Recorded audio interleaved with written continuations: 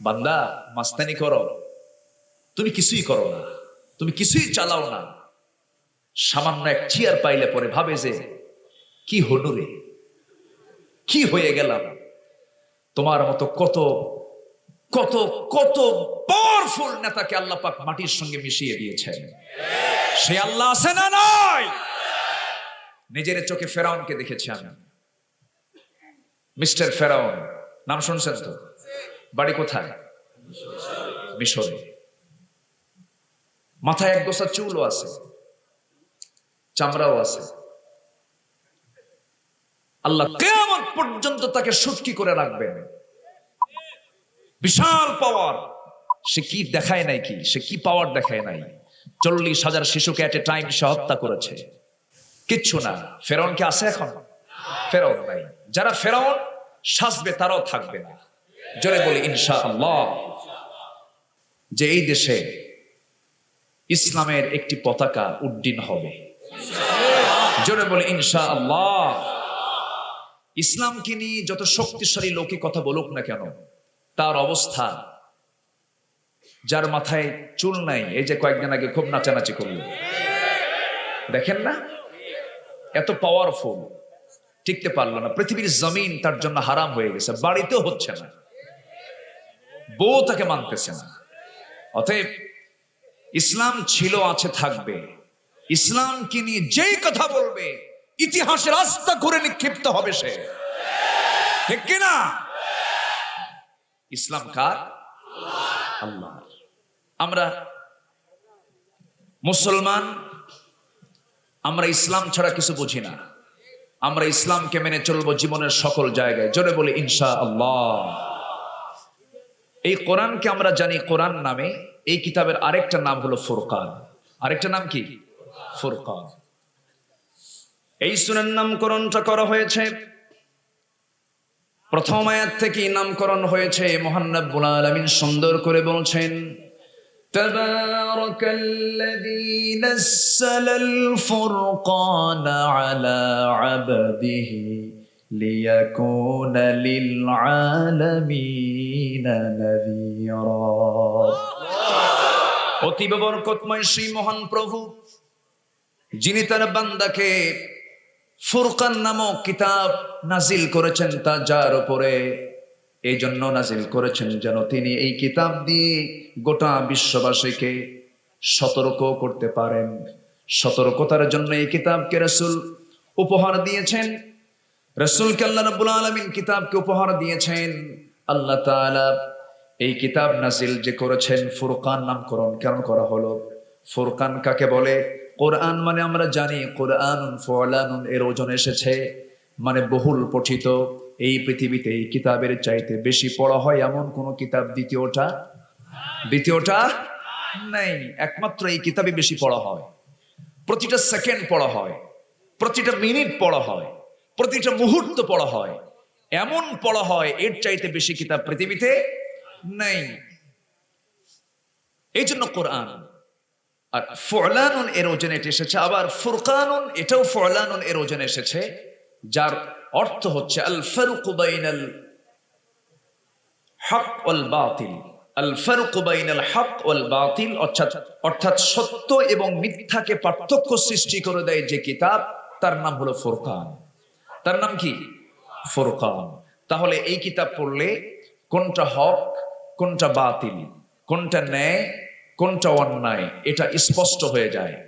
যে ব্যক্তি কোরআন পড়লো হক চিনল না, যে ব্যক্তি কোরআন তেলাওয়াত করলো বাতিল বুঝতে পারলো না, সে ব্যক্তির কোরআন পড়া হয় নাই।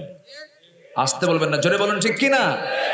তাহলে কোনটা হক কোনটা বাতিল এটা বোঝার জন্য কোন কিতাব লাগবে?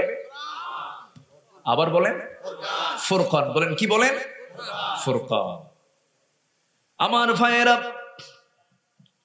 আমার বন্ধুগণ, সেই ফুরকান থেকে, সেই কোরআন থেকে আমি কয়েকটা আয়াতে কারিমা তেলাওয়াত করেছি। যার আগে আল্লাহ তাআলা এই আয়াতগুলোর শুরুতে আল্লাহ রাব্বুল আলামিন নিজের পরিচয়টা দিয়ে শুরু করেছেন। আল্লাহ বলছেন, বান্দারে তুমি আগে আমাকে চেনার চেষ্টা করো। এই পৃথিবীতে যত মানুষ আমরা দেখতে পাই, আমার আত্মীয় স্বজন যা কিছু আছে, সবকিছুর চাইতে আমার সবচেয়ে আপন জনটাকে, আসতে কোন কেন? আমার আপন জনকে মার পেটে আমাকে খাওয়াই দিয়েছেন কে? আবার মার পেট থেকে দুনিয়াতে এসেছি, আমাকে অক্সিজেন সরবরাহ করে দিচ্ছেন কে? সূর্যটা চালান কে? চন্দ্র চালান কে? আকাশ চালান কে? জমিন চালান কে? সব তো আল্লাহই চালান, সব তো আমার আল্লাহ চালান। কিন্তু সেই আল্লাহকে আমরা সময় দিতে চাই না। সময়ের মালিককে, জোরে বলুন সময়ের মালিককে। অতএব উচিত সবচেয়ে বেশি সময় কাকে দেওয়া? আল্লাহকে দেওয়া। কিন্তু আমরা সব সময় পেয়ে যাই, 24টা ঘন্টা আল্লাহ দিলেন, কিন্তু আল্লাহকে আমরা 5টা টাইমও সময় দিতে চাই না। আমার আল্লাহকে কাছে পেতে হলে, আমার আল্লাহর সঙ্গে কথা বলতে হলে কয় টাইমে কথা বলবো আমরা? আসতে বলবেন না, কয় সময়ে কথা বলবো? 5টার সময়ে যদি সঠিকভাবে যদি আমরা কল করতে পারি, আমার আল্লাহ অবশ্যই কথা বলবেন। সেই 5টা নাম্বার হলো 2-4-4-3-4, 2-4-4-3-4। এই 5টা ফরজের প্রতিটি ফরজকে যদি আমরা সুন্দরভাবে যদি সুসময়ে যদি সম্পূর্ণ করতে পারি, আল্লাহ তাআলা বলছেন বান্দা সত্যি তোর সঙ্গে আমার দিদার হয়ে যাবে। জোরে বলি সুবহানাল্লাহ। আমার বন্ধুগণ, আমার ভাইয়েরা, সেই জন্য আমার দায়িত্ব পৃথিবীর সকলের পরিচয় নেওয়ার আগে আমার আল্লাহর পরিচয়টা আগে জানা দরকার। আগে চিনবো আমরা কাকে? আমার আল্লাহ আছেন কোথায়? ভালো করে বলবেন। হ্যাঁ, অনেকে চিনতে পড়ে গেছেন আমার আল্লাহ কোথায় আছেন। আমার আল্লাহ তাআলা তার নির্দিষ্ট একটা জায়গা আছে, আরশে আজিমে তিনি আছেন। জোরে বলি সুবহানাল্লাহ। আমার বন্ধুগণ, আমার আল্লাহ তাআলা আরশে আজিমে আছেন, কিন্তু ইলমটা তার সকল জায়গায় আছে। আমার আল্লাহ তো এত মহাশক্তিশালী, তিনি তার পরিচয় দিতে নিয়ে বলছেন ওয়া ইয়ালামু খাইনাতাল আ'য়ুনি ওয়া মা তুখফিস সুদূর।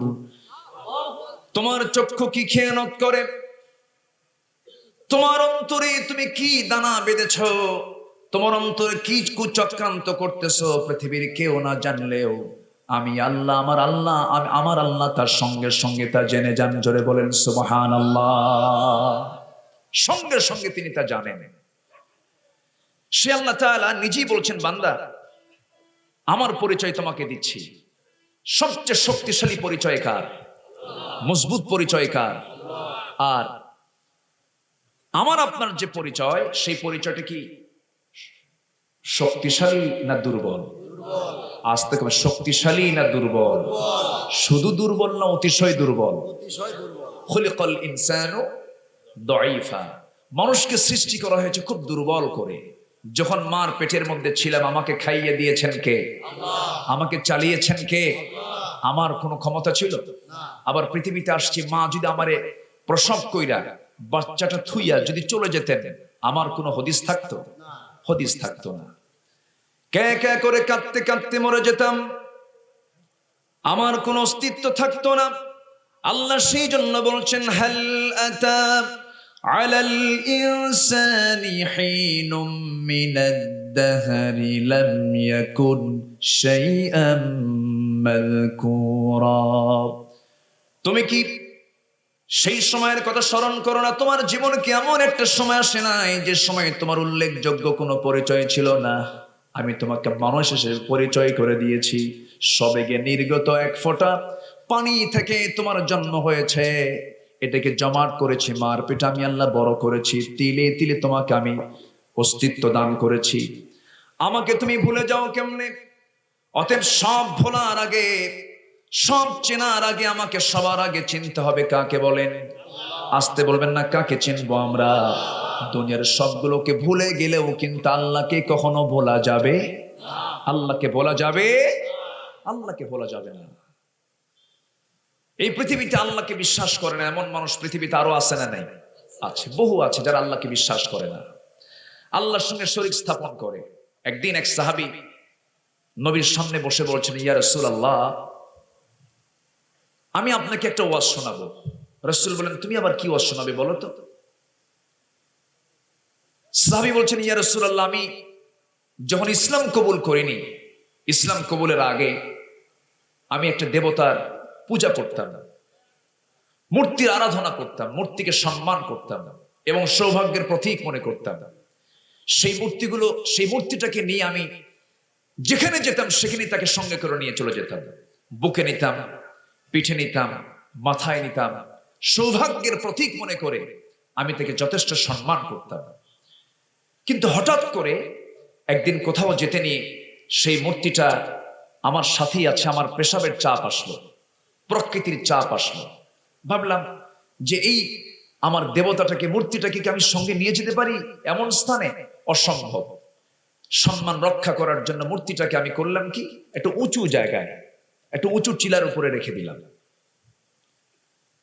রেখে দেওয়ার পরে আমার নবীজির সামনে বসা সাহাবে কেরামদের ভিতর থেকে ওই সাহাবী বলছেন, ইয়া রাসূলুল্লাহ, সেই মূর্তিটাকে আমি উঁচু টিলার উপরে ভাবলাম এটাকে সম্মান করার দায়িত্ব আমার, রেখে দিয়ে আমি পাশে চলে গেলাম।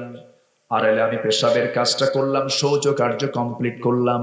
শৌচ কার্য কমপ্লিট করে যখন আমি চলে আসলাম, এসে আবার মূর্তিটাকে হাতের মধ্যে নেব, নিতে নিয়ে দেখি মূর্তির মাথা থেকে পা পর্যন্ত পানি দিয়ে ভেজা। ভাবলাম রহমতের পানি। কিসের পানি? রহমতের পানি। রহমতের পানি মনে করে আমি আমার জিহ্বা দিয়ে একটা লেহন দিলাম, একটা চাটন দিলাম, দেখি আমতা আমতা গন্ধ।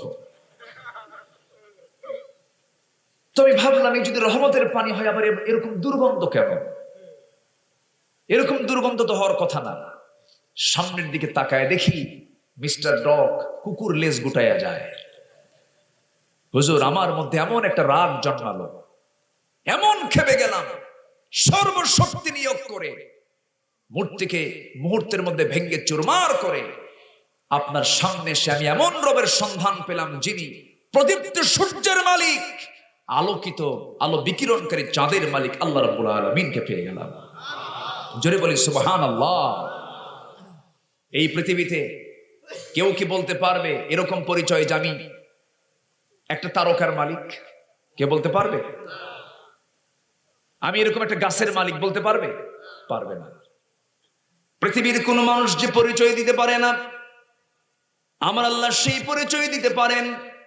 আমার আল্লাহ নিজের পরিচয় দিতে নিয়ে বলছেন, তাবারাকাল্লাযী জাআলা ফিস সামাই বুরুজান ওয়া জাআলা ফীহা সিরাজান ওয়া কমারাম মুনীরা। অতীব বরকতময় সেই মহান প্রভু যিনি আকাশে প্রদীপ্ত সূর্য রেখে দিয়েছেন, বহু গ্রহের মাঝে একটা সূর্য প্রদীপ্ত সূর্য রেখে দিয়েছেন এবং তাতে রেখে দিয়েছেন আলো বিকিরণকারী চাঁদ রেখে দিয়েছেন। দিনের বেলা সূর্য কি স্থায়ী ঘড়ি করে দিয়েছেন, রাতের বেলার ঘড়ি করে দিয়েছেন চাঁদকে লিতাহতাদু, যেন তোমরা পথ পেয়ে যাও। আল্লাহ তাআলা এই সূর্য যে ওই যে সৃষ্টি করে দিয়েছেন, আজ পর্যন্ত সূর্য কি কখনো ডুবে যায় নাকি? আসতে কর কেন? ডুবে যায়? আসলে কি সূর্য ডুবেছে এখন? না, সূর্য আমার এখানে আড়াল হয়েছে। আমেরিকাতে এখন দিন, আমেরিকাতে এখন কি দিন, সূর্য কিন্তু তার সাপ্লাই দিয়ে যাচ্ছে।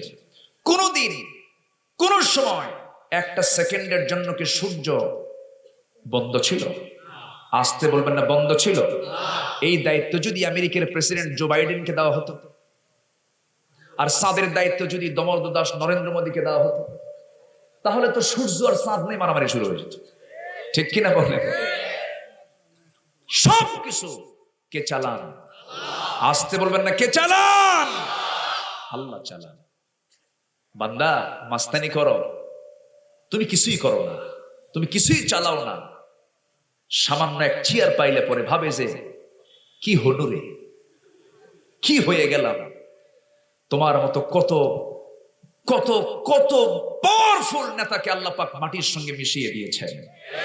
সে আল্লাহ আছে না নাই? নিজের চোখে ফেরাউনকে দেখেছি আমি। মিস্টার ফেরাউন নাম শুনছেন তো? বাড়ি কোথায়? মিশরে। মাথায় এক গোছা চুলও আছে, চামড়াও আছে। আল্লাহ কিয়ামত পর্যন্ত তাকে সুটকি করে রাখবেন। বিশাল পাওয়ার। সে কি দেখায় নাই, কি সে কি পাওয়ার দেখায় নাই? 40,000 শিশুকে এট এ টাইম সে হত্যা করেছে।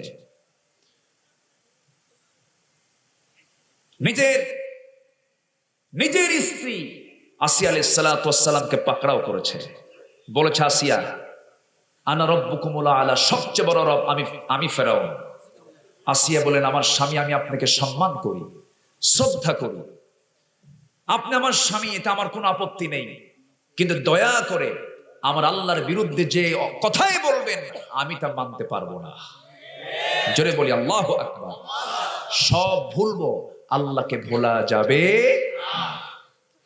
ফেরাউন বলল আসিয়া শোনো, তুমি আমার এই রাষ্ট্রের 2 নাম্বার মানুষ, আমি 1 নাম্বার, তুমি 2 নাম্বার, তোমার এই পথ তুমি নষ্ট করবা? আসিয়া বলছেন আমার স্বামী গো,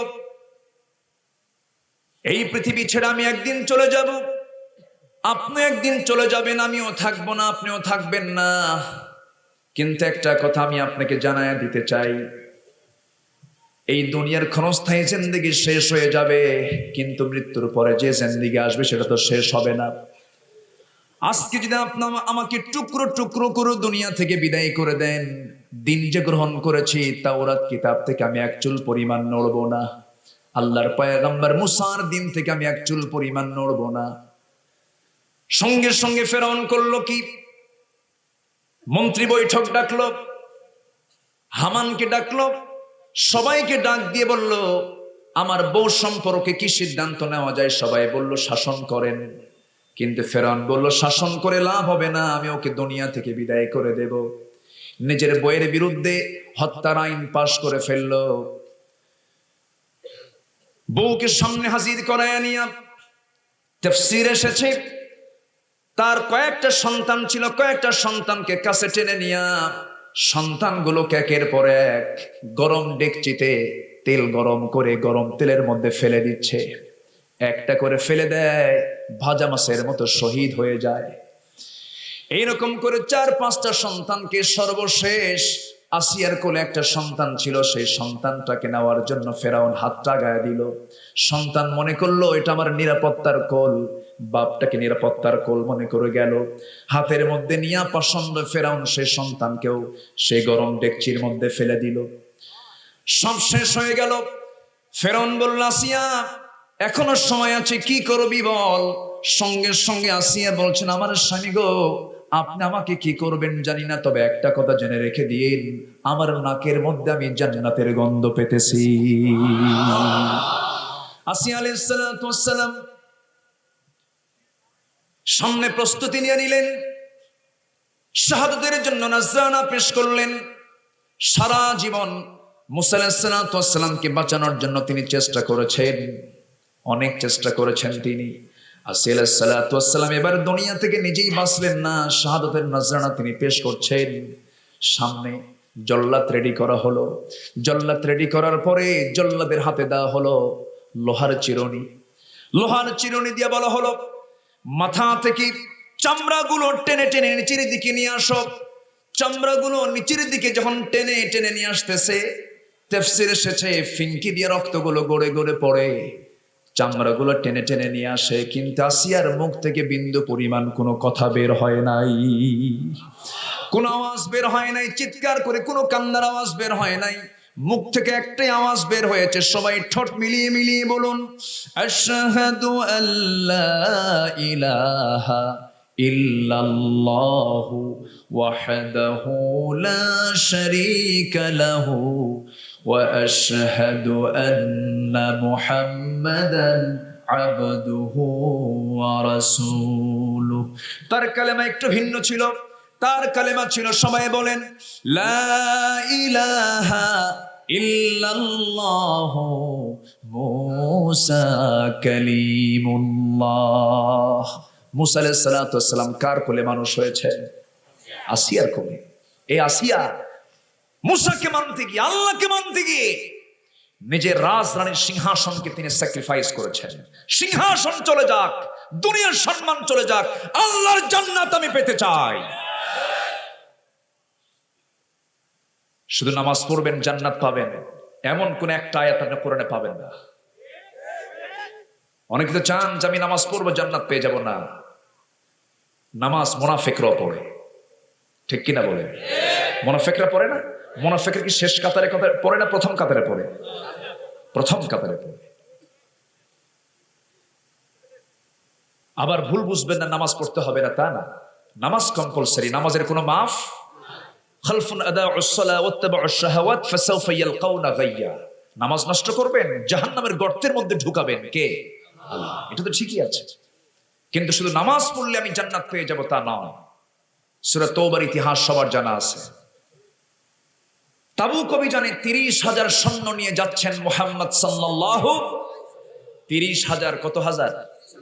রাসূল শুধু, আমরা মনে করি রাসূল শুধু না ইমাম ছিলেন, রাসূল শুধু ইমাম ছিলেন, তার সঙ্গে কিছু সাহাবীরা টুপিওয়ালা দাড়িওয়ালা ছিলেন। শুধু তাই নয়, 30,000 সৈন্যের সমরনায়ক মুহাম্মদ সাল্লাল্লাহু আলাইহি ওয়াসাল্লাম তিনি রওনা করছেন। সাহাবীদেরকে বলেন, সাহাবীরা তোমরা কে কি পারবে আসো। সব সাহাবীরা যার যা কিছু সব নিয়ে নবীর সামনে হাজির করলেন। আব্দুর রহমান ইবনে আওফ রাদিয়াল্লাহু তাআলা আনহু তিনি 3 বস্তা সোনা উপহার দিলেন আল্লাহর পথে। জোরে বলেন সুবহানাল্লাহ। ওমর ফারুক রাদিয়াল্লাহু তাআলা আনহু সমস্ত সম্পত্তির অর্ধেক ইসলামের জন্য দান করে দিলেন। আর মনে মনে মোশান নিচ্ছেন যে আজকে আবু বকরকে হারাবো। কিন্তু আবু বকর কয়জন হয় পৃথিবীতে? আবু বকর কয়জন? আসতে বলেন কয়জন? রাসূল বলেছেন, মা তোলাআতিশ শামস ওয়ালা গারাবাত। কোন সূর্যোদয় হয়নি, অস্ত যায়নি যে এই পৃথিবীতে আমার আবু বকরের চেয়ে শ্রেষ্ঠ হতে পারে। আল্লাহু আকবার বলেন। অনেক কথা আছে, আজকে আমি প্রাণ খুলে শোনাবো। শুনতে রাজি আছেন তো সবাই? একটা লোক উঠবেন না, যে উঠবে তাকে জোর করে ধরবেন, বসায় দিবেন। রাগ করতেছেন নাকি? আমার শেরপুরে আর কোনো প্রোগ্রাম নাই, এটাই শেষ, এটাই শুরু, এটাই শেষ। সুযোগ নাই, গোটা দেশে যেতে হয়, বিশ্বের বিভিন্ন প্রান্তে যেতে হয়। তো এই জন্য অনেক কষ্ট করে হলো ভাবলাম যে বছর আমার আব্দুর রহমান ভাই ছিলেন, আমার হেলাল ভাই কই ছিলেন, অনেক বলা বলি করার পরে ভাবলাম যে শেরপুরে কিছু প্রোগ্রাম দিই। প্রোগ্রাম দেওয়া তো মুশকিল, বুঝলেন? প্রোগ্রাম দিতে গেলেও অনেক ঝামেলা, কত যে এটার জন্য তদন্ত করতে হয়, এটার পাশ করতে হয়। মাহফিল হবে না, নাশকতার সংখ্যা। মাহফিলে যারা বাধা সৃষ্টি করতে চায় তারা হচ্ছে এই জামানার নতুন ফেরাউন, ঠিক কি না? এরকম কিছু বেয়াদব আছে না নাই? সম্মানিত ভাইয়েরা, কোন অভিযানের কথা বললাম? বলেন তাবুক। বলেন কি? তাবুক অভিযান। কত হাজার সৈন্য? এটার নেতাকে, সেনাপতিকে বলেন মুহাম্মদ সাল্লাল্লাহু। 30,000 কি কম বেশি লোক না তো নাকি? একটু একটু স্বপ্নে যান না, একটু প্র্যাকটিক্যালি যান। 30,000 কম না অনেক? 30,000 সৈন্য নিয়ে তাবুক অভিযানে বের হচ্ছেন। বললেন কার কি আছে? ওমরে ফারুক ভাবলেন আমি আজকে ফার্স্ট হব দানে। আবু বকর শুধু ফার্স্ট হবে। কিছুক্ষণ পর আবু বকর রাদিয়াল্লাহু তাআলা আনহু চলে আসলেন। রাসূল বলেন, আবু বকর কি নিয়ে আসলে? হুজুর বাড়িতে কিচ্ছু রাখি নাই, শুধু আল্লাহ আছে। যখন সুবহানাল্লাহ, সব নিয়ে আসছি। ওমরে ফারুক মনে মনে ভাবলেন জীবনেও পারবো না। চলে গেলেন, তাবুক অভিযানে বের হলেন। তাবুক অভিযান থেকে ফিরে আসার পথে এক সাহাবী অসুস্থ হয়ে পড়লেন। রাসূল বললেন কি হয়েছে? কে? হুজুর আব্দুল্লাহ। কোন আব্দুল্লাহ? কে যে আব্দুল্লাহ ইসলাম কবুল করতে গিয়ে তার চাচা তাকে বাড়ি থেকে বের করে দিয়েছিল, সম্পত্তি সব জবরদখল করেছিল। সে আব্দুল্লাহ, যে আব্দুল্লাহ ইসলাম কবুল করার সঙ্গে সঙ্গে চাচা ডাক দিয়ে বলতেছে, তোর বাপ তো তোর জন্মের পর পর মারা গেছে, আমি তোকে মানুষ করেছি, আর তুই ইসলাম কবুল করলি, সমস্ত সম্পত্তি আমি নিয়ে নেব। মুস্কি হাসি মেরে বললেন, চাচা সব নিয়ে নেন, জোর করার দরকার নেই, দিয়ে দিলাম। জোরে বলেন সুবহানাল্লাহ। আমার কাকে দরকার আগে? আমি কাকে আগে চিনবো? আল্লাহ। আব্দুল্লাহ সব দিয়ে দিলেন। সে আব্দুল্লাহ আবার সামনে দাঁড়ায় আছে। চাচা খেপে গিয়ে বলতেছে, ভাতিজা শুধু তোর সম্পত্তি নেব না, তোর পরনের লুঙ্গিটাও খুলে দে। লুঙ্গিটাও খুলে নিল, জামাটাও খুলে নিল, উলঙ্গ হয়ে মার সামনে দাঁড়ায় গেছে। মাকে বলছে, মা আমার চেহারার দিকে তাকায়ও না, আমার চাচা আমার কাছ থেকে লুঙ্গিটা পর্যন্ত খুলে নিয়েছে, তাও আমার কোনো দুঃখ নাই। ইসলাম পেয়েছি, রাসূল পেয়েছি, আল্লাহকে পেয়েছি, আমি চলে গেলাম নবীর দরবারে। তার বাড়ি ছিল মক্কা মদিনার মাঝামাঝি জায়গায়। সেখান থেকে শীতকাল মদিনায়, তখন শীত চলে, শীতকাল মদিনায় 2 মাস থাকে। রওনা দিলেন, দৌড়ায় দৌড়ায় গেলেন। ফজরের পর পর নবীর দরজার সামনে গিয়ে দাঁড়িয়ে নক করছেন, দরজা খুলে গেছে। রাসূল বলছেন, কে? মান আনতা, তুমি কে? সঙ্গে সঙ্গে তিনি তার পরিচয় দিলেন। খালি গায়ে কাঁপতেছেন। এমন সময় আমার নবীজি কোনো কথা না বলে ভিতরে চলে গেলেন। ভিতরে যাওয়ার পর 2টা সুন্দর জুব্বা, নবী যেটা ব্যবহার করতেন, সুন্দর 2টা জুব্বা হাতে করে নিয়ে এসে বলছেন, ও যুবক, থরথর করে কাঁপো, চিন্তা করো না, এই যে জুব্বাটা তুমি পড়ো। সঙ্গে সঙ্গে তিনি বললেন, ইয়া রাসূলুল্লাহ, আমার চাচা আমাকে বের করে দিয়েছে, সমস্ত সম্পত্তি দখল করে নিয়েছে। রাসূল বলেন, তোমার চাচা তোমাকে বস্ত্রহীন করেছে, আমি নবী তোমাকে বস্ত্র দিয়ে দিলাম। দারুণ খুশি হয়ে গেলেন। রাসূল বললেন, ও আব্দুল্লাহ, তোমার মনে কি চাওয়া, তোমার কি প্রার্থনা, তুমি আমাকে খুলে বলো তো। সঙ্গে সঙ্গে আব্দুল্লাহ বলছেন, হুজুর, আপনি আমার জন্য দোয়া করবেন, আল্লাহ যেন আমাকে শহীদি মওত দান করেন। রাসূল সঙ্গে সঙ্গে 2 হাত উঁচু করে বলছেন, আল্লাহ তাআলা, আমার আব্দুল্লাহর রক্ত মাংসকে তুমি কাফের বেঈমানদের জন্য হারাম করে দাও।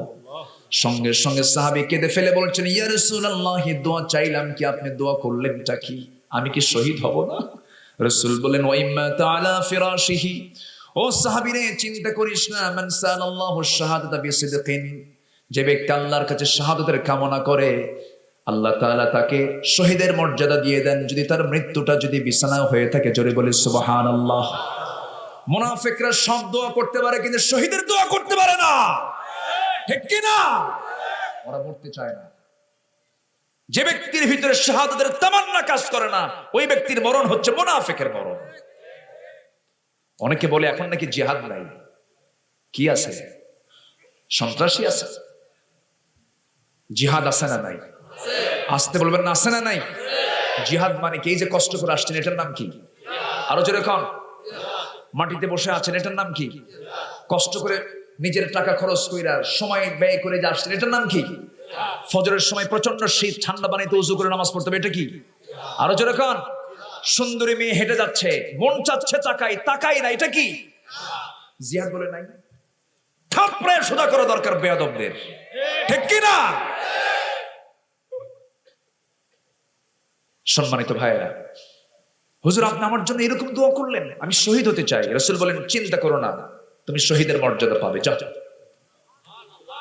তাকে পাঠায় দিলেন। আসহাবে, কি বলে, আসহাবে না, আসহাবে সুফফা, আসহাবুস সুফফা, অর্থাৎ নবীজির ঘরের সঙ্গেই এই 60-70 জন কিছু সাহাবী, যাদের কোনো ঘর বাড়ি ছিল না, ওরা ওই জায়গায় থাকতেন তারা, তাদের সদস্য তিনি হয়ে গেলেন। ঢুকেই তিনি কোরআন পায়া এত জোরে কোরআন তেলাওয়াত করেন, সব সাহাবী একযোগে রাসূলের কাছে গিয়ে বলল, হুজুর, কোন সাহাবী আসলো, আমাদের কোরআন তেলাওয়াত করতেই দিচ্ছে না, ও শুধু করে। রাসূল বললেন, কে? আব্দুল্লাহ। খবরদার, আমার আব্দুল্লাহকে তোমরা বাধা দিও না। আব্দুল্লাহর ইসলাম গ্রহণ করতে গিয়ে দুনিয়া বিক্রি করতে হয়েছে। যেরকম সুবহানাল্লাহ। আব্দুল্লাহ যত জোরে চিল্লায় পড়ে পড়ুক, বাধা দিবা না। তাবুক অভিযান থেকে ফেরার পথে সে আব্দুল্লাহ অসুস্থ হয়ে পড়েছেন। রাসূল বললেন, কোন আব্দুল্লাহ? হুজুর, সেই আব্দুল্লাহ। রাসূল মানে আচমকা হয়ে গেলেন, তাড়াতাড়ি চিকিৎসা করো। 3 দিন 4 দিন পর খবর আসলো, হুজুর, সে রুমে মারা গেছে, ইন্তেকাল করেছে। রাসূল বললেন, ওর জন্য সুন্দর করে তোমরা গোসল করাও, ওর জানাজার দায়িত্ব আমি কাউকে দেব না, আমি নিজে তার জানাজা পড়াবো। যেরকম সুবহানাল্লাহ। আমার নবীজি চোখের পানি আটকাতে পারছেন না, কেঁদে ফেলছেন। জানাজার সময় হয়ে গেল, জানাজায় রাসূল দাঁড়িয়ে গেলেন সাহাবে কেরামকে নিয়ে, হাজার হাজার সাহাবী জানাজার নেতৃত্ব দিচ্ছেন। রাসূল জানাজা সম্পূর্ণ হলো। রাসূল বলছেন, সাহাবীরা, আমার আব্দুল্লাহর লাশটা কোথায় দাফন করবে, কবর কোথায় তোমরা খনন করেছো? হুজুর, ওই যে 2 পাহাড়ের চিপায়। রাসূল বললেন, ও সাহাবীরা, তোমরা কেউ কবরে নামবা না, আব্দুল্লাহর কবরে আজকে আমি রাসূল নিজে নামবো। রাসূল কবরের সামনে গিয়ে দাঁড়ালেন, কবরে তিনি নামবেন। এমন সময় কবরে নেমে তিনি বলছেন, আবু বকর, আমার সামনে আসো, ওমর, আমার সামনে আসো। আবু বকর তুমি আমার ডানে নামো, ওমর তুমি আমার বামে নামো। বিশ্বের সেরা তিনজন মানুষ, বিশ্বের সেরা তিনজন শ্রেষ্ঠ ব্যক্তি, ডান পাশে আবু বকর, বাম পাশে ওমর রাদিয়াল্লাহু তাআলা আনহু, আমার নবীজি মাঝখানে হাত দুইটা আগায় দিয়ে বলছেন, সাহাবীরা আমার প্রিয় আব্দুল্লাহর লাশটা তোমরা আমার হাতে তুলে দাও। তুলে দেওয়া হলো। আমার নবীজি লাশটা নিয়ে আস্তে করে বললেন, আবু বকর মাথাটা ধরো, ওমর তুমি তার পাটা ধরো। শোয়া দিলেন। শোয়া দিয়া বুকের উপরে হাত রেখে আকাশের দিকে তাকিয়ে বলছেন, আল্লাহ এই মুহূর্ত পর্যন্ত আব্দুল্লাহর উপর আমি রাসূল সন্তুষ্ট আছি, তুমি আল্লাহ সন্তুষ্ট হয়ে যাও।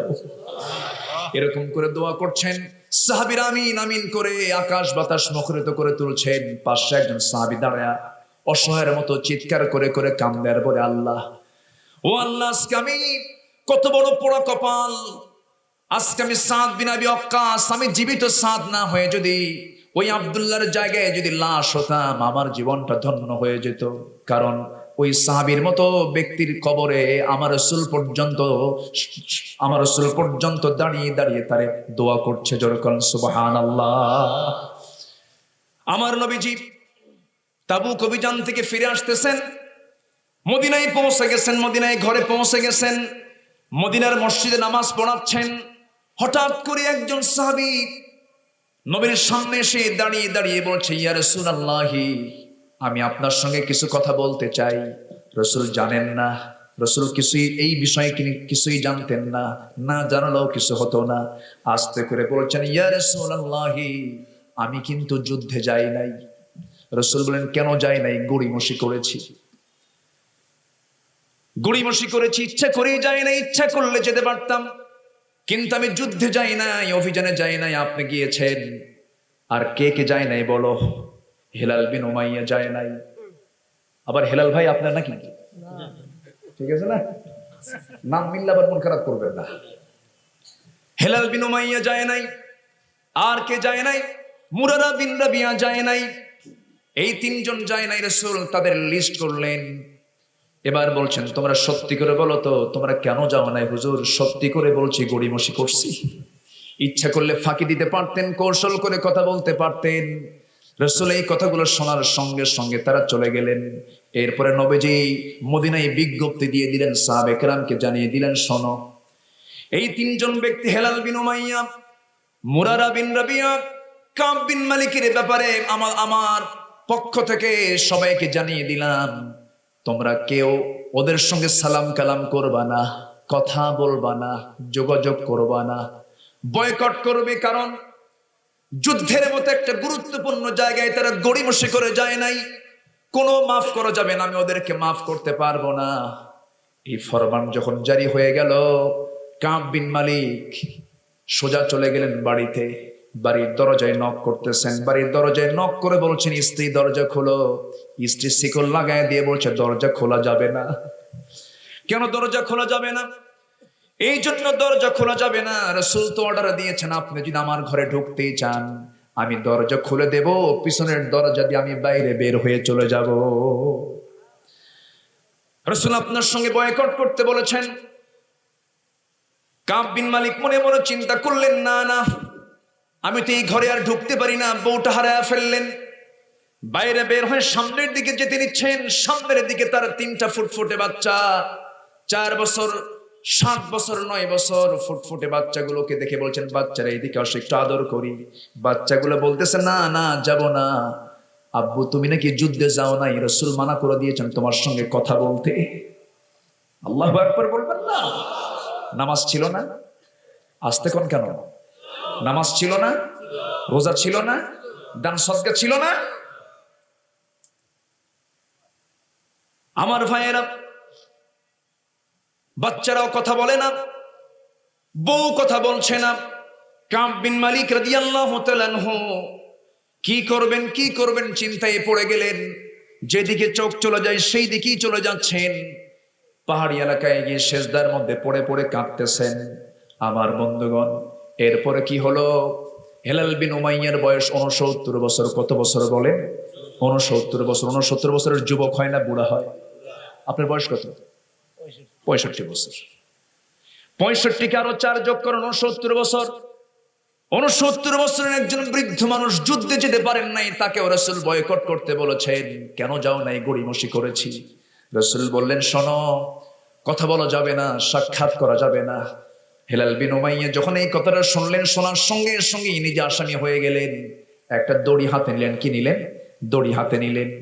শক্ত দড়ি হাতের মধ্যে নিয়ে খেজুর খেজুর খেজুর গাছের খেজুর পাতার পাকানো রশিটা হাতের মধ্যে নিয়ে চলে গেছেন মদিনার মসজিদের সামনে। একটা খুঁটি দেখলেন, শক্ত খুঁটিতে শক্ত করে দড়িটা বেঁধে দিয়া দুইটা হাত নিজে নিজেই বাঁধলেন। নিজে নিজে বেঁধে বলছেন, হেলাল রে, তোর মতো বড় আসামি এই দুনিয়াতে নাই।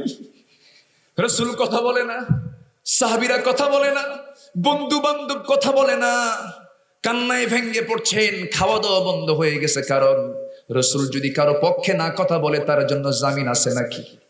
আসতে বলবেন না, আছে নাকি? নাই। অথচ নামাজ তারা পড়েছেন, রোজাও তারা রেখেছেন, সবকিছু তারা জিকির আজগার কোনো কিছু বাদ ছিল না। আমার ভাইয়েরা, হেলাল বিন উমাইয়া রাদিয়াল্লাহু তাআলা আনহু এরকম করে 50টা দিন পার করলেন। সাহাবীরা হাসতে হাসতে মসজিদে ঢোকে।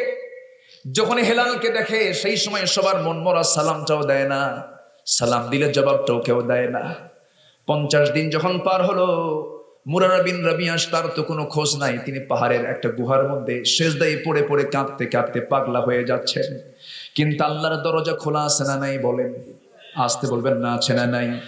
আল্লাহ বলছেন, ওয়ামান তাবা ওয়া আমিলা সালিহান ومن تاب وعمل صالحا فإنه يتوب إلى الله متابا জোরে বলুন আল্লাহু আকবার। আরেক জায়গায় বলছেন, ইল্লা মান তাবা ওয়া আমানা ওয়া আমিলা সালিহান ফাউলাইকা ইয়াদখুলুনাল জান্নাহ ফাউলাইকা ইউবাদদিলুল্লাহু সাইয়্যাতিহিম হাসানাত ওয়া কানাল্লাহু গফুরার রহিমা। জোরে বলুন আল্লাহু আকবার। তবে হে যারা তওবা করবে এবং নেক আমল করবে, আল্লাহ তাআলা বলছেন, তওবা করবে, ঈমান আনবে, আমলে সালেহ করবে। আল্লাহ বলছেন, এই 3টা কাজ যদি করতে পারো, আমি তোমাকে ঘোষণা দিয়ে দিলাম, তোমার জীবনে যত পাপ করেছো সমস্ত পাপগুলো সওয়াব দিয়া মিটাইয়া দেব। সুবহানাল্লাহ। 3জন সাহাবী তওবা করলেন। কি করলেন বলেন? সেই তওবার রাস্তা এখনো আছে না নাই? আসতে কোন কেন আছে না নাই? আছে। ছোট্ট ছোট্ট বাচ্চারা আজকে মাহফিল এসেছে, বলি আলহামদুলিল্লাহ। দেখেন না, ওই যে দেখেন 80 বছরের বুড়া যায়, ছোট মানুষ না, ছোট্ট ছোট্ট মানুষরা আজকে মাহফিলে ভরপুর, বলি আলহামদুলিল্লাহ। আমি কি আলোচনা চালাবো? কারো কোনো আপত্তি নাই তো? আমি কিন্তু আলোচনার কেবল কি বলবো, আমি একটা সূচনায় আমি আছি। এখনো পয়েন্টের দিকে যাই নাই। ফজর তো আছে, সমস্যা কি? রাত তো পড়ে আছে, কোন আপত্তি নাই তো কারো? জোরে বলি ইনশাআল্লাহ। আজকে আমি প্রাণ খুলে কথা বলবো, মন চাচ্ছে কথা বলতে। আপনি আমাকে সময় দেবেন তো? আব্দুর রহমান ভাই, কোন আপত্তি নাই তো? আপনারা আছেন তো? জি, বলি আলহামদুলিল্লাহ। আমার শেরপুর তো এটা, আর কারো শেরপুর না, আমার শেরপুর। বলি আলহামদুলিল্লাহ। আমার যখন মৃত্যু হবে, জানাজায় কি দূর থেকে লোক আসবে না কাছ থেকে লোক আসবে? অতএব এলাকার মানুষকে বেশি শোনানো দরকার। শোনাতাম, কিন্তু মাঝখানে অবস্থা খুব একটা ভালো ছিল না। আসামি তো খুঁজে পায় না, চোর বাটপার খুঁজে পায় না, ডাকাত খুঁজে পায় না, খুঁজে পায় শুধু দাড়িওয়ালা, টুপিওয়ালা, আল্লাহওয়ালা বুজুর্গ মানুষগুলো। ঠিক কিনা? সম্মানিত ভাইয়েরা, কিচ্ছু না। ফেরাউন কি আছে এখন? ফেরাউন নাই। যারা ফেরাউন সাজবে তারাও থাকবে না। জোরে বলি ইনশাআল্লাহ। আসিয়া আলাইহিস সালাতু ওয়াস সালামের কথা কিন্তু শেষ করিনি, শুনবেন না? আসিয়া একটা দোয়া করেছিলেন, কি সুন্দর দোয়া। আমি কোনো কথা অসম্পূর্ণ রাখবো না আজকে, আমি ফিনিশিং দিয়ে যাব। ভাববেন না যে আমি বাদ দিয়ে যাচ্ছি, সব মনে আছে। ফিনিশিং দিয়ে যাব আস্তে আস্তে, একদম শেষ ফিনিশিং করে সবাই মোনাজাত করে যাব। রাজি আছেন না সবাই? জোরে বলি ইনশাআল্লাহ। তাহলে শুধু নামাজ পড়লে কি জান্নাত পাওয়া যাবে? নামাজ পড়লে জান্নাত পাওয়া যাবে? তাহলে আরো কিছু কাজ আছে না নাই? আরো কিছু কাজ আছে। আসিয়া আলাইহিস সালাতু ওয়াস সালাম ঈমান এনেছেন। কি ঈমান দেখেন, আমাদের দেশে এমন ফ্যামিলিও আছে, 4 ছেলে, এক বাপের 4 ছেলে, 4টা ভাই 4টা দল করে। আছে না নাই? আছে। 4 ভাই 4 দল করে। এক ভাই বলে, শোন, তোর দল ক্ষমতায় আসলে তুই আমাকে বাঁচাবি। আছে না নাই? আছে। আমার দল ক্ষমতা আসলে তুই আমাকে বাঁচাবি। এরকম ডাবল স্ট্যান্ডার্ড বহু লোক আমার দেশে আছে না নাই বলেন? আছে। আমার বন্ধুগণ, আমার দেশে এমন লোক আছে যারা সকালবেলা ফেসবুকে আল্লাহর কালাম কোরআন তেলাওয়াত পোস্ট করে আর বিকালবেলা হিন্দি গান পোস্ট করে। আছে না নাই? আচ্ছা। আবার আমার দেশে কিছু অভিনেত্রী আছে যারা ওমরায় যায়, হজে যায়। মাঝখানে কয়েকদিন আগে একজন ওমরায় গেল, তাই না? ওমরায় গিয়ে পবিত্র মদিনা মুনাওয়ারার সামনে উনি লাইভে আসলেন। লাইভ এসে বলছেন, প্রিয় দেশবাসী, সবাই আপনারা আমাকে চিনেন, আমি কেমন। হ্যাঁ, কেমন আমরা তো জানি। আমি এখানে থেকে লাইভ আসার কথা ছিল না, কিন্তু আমাকে নিয়ে এখন টক হচ্ছে। আমি ষড়যন্ত্রের শিকার, পরিস্থিতির শিকার। প্রিয় দেশবাসী, আমি মদিনায় এসেছি ওমরা করতে, সবাই আমার জন্য দোয়া করবেন, আমি যেন নিরাপদে দেশে ফিরে আবার বাকি সিনেমার কাজটা সম্পূর্ণ করতে পারি। কি কথা কি বুঝতেছেন আপনারা? এইরকম মার্কা ইসলাম মেনে জান্নাত পাওয়ার কোন সুযোগ আছে? এই সমস্ত পরিচয় হলো মুনাফিকের পরিচয়।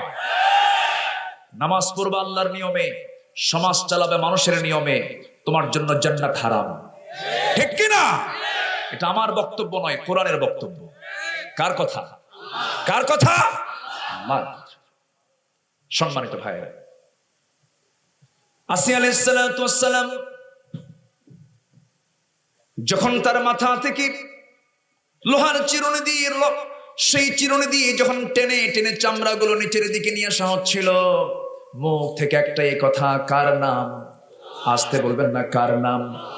জিকির করছেন আল্লাহর। শেষ পর্যন্ত দুনিয়া থেকে বিদায় নিয়ে নিলেন, একটা দোয়া করলেন।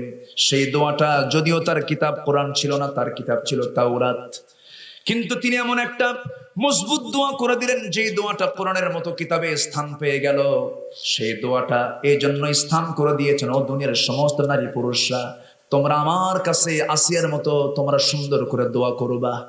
কি দোয়া দেখেন, রব্বি বিনিলি ইনদাকা বাইতান ফিল জান্নাহ ওয়া নাজ্জিনি মিন ফিরআউনা ওয়া আমালিহি।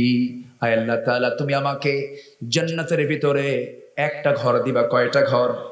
জান্নাতে একটা ঘর থাকবে নাকি? একটা ঘর থাকবে? হ্যাঁ, আপনার মন যা চাবে তাই পাবেন।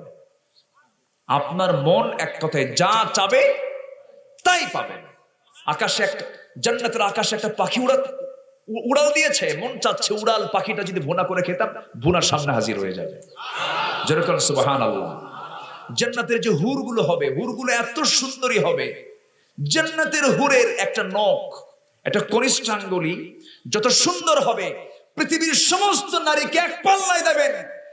আর জান্নাতের হুরের ওই মহিলার, জান্নাতি নারীর একটা কনিষ্ঠাঙ্গুলে এক পাল্লায় দিবেন, জান্নাতের হুরের ওই আঙ্গুলটা বেশি সুন্দর হয়ে যাবে। এখন যুবকরা পাগল কার জন্য? হ্যাঁ, কার জন্য? হুরের জন্য? কার জন্য? দুনিয়ার জন্য। গার্লস স্কুলের সামনে গিয়ে, আসে না নাই? আসে না নাই? ছোট মানুষ ক্লাস 10-এ পড়ে, সব বোঝে। এখন মোবাইল দেখে, মিস কলও মারে।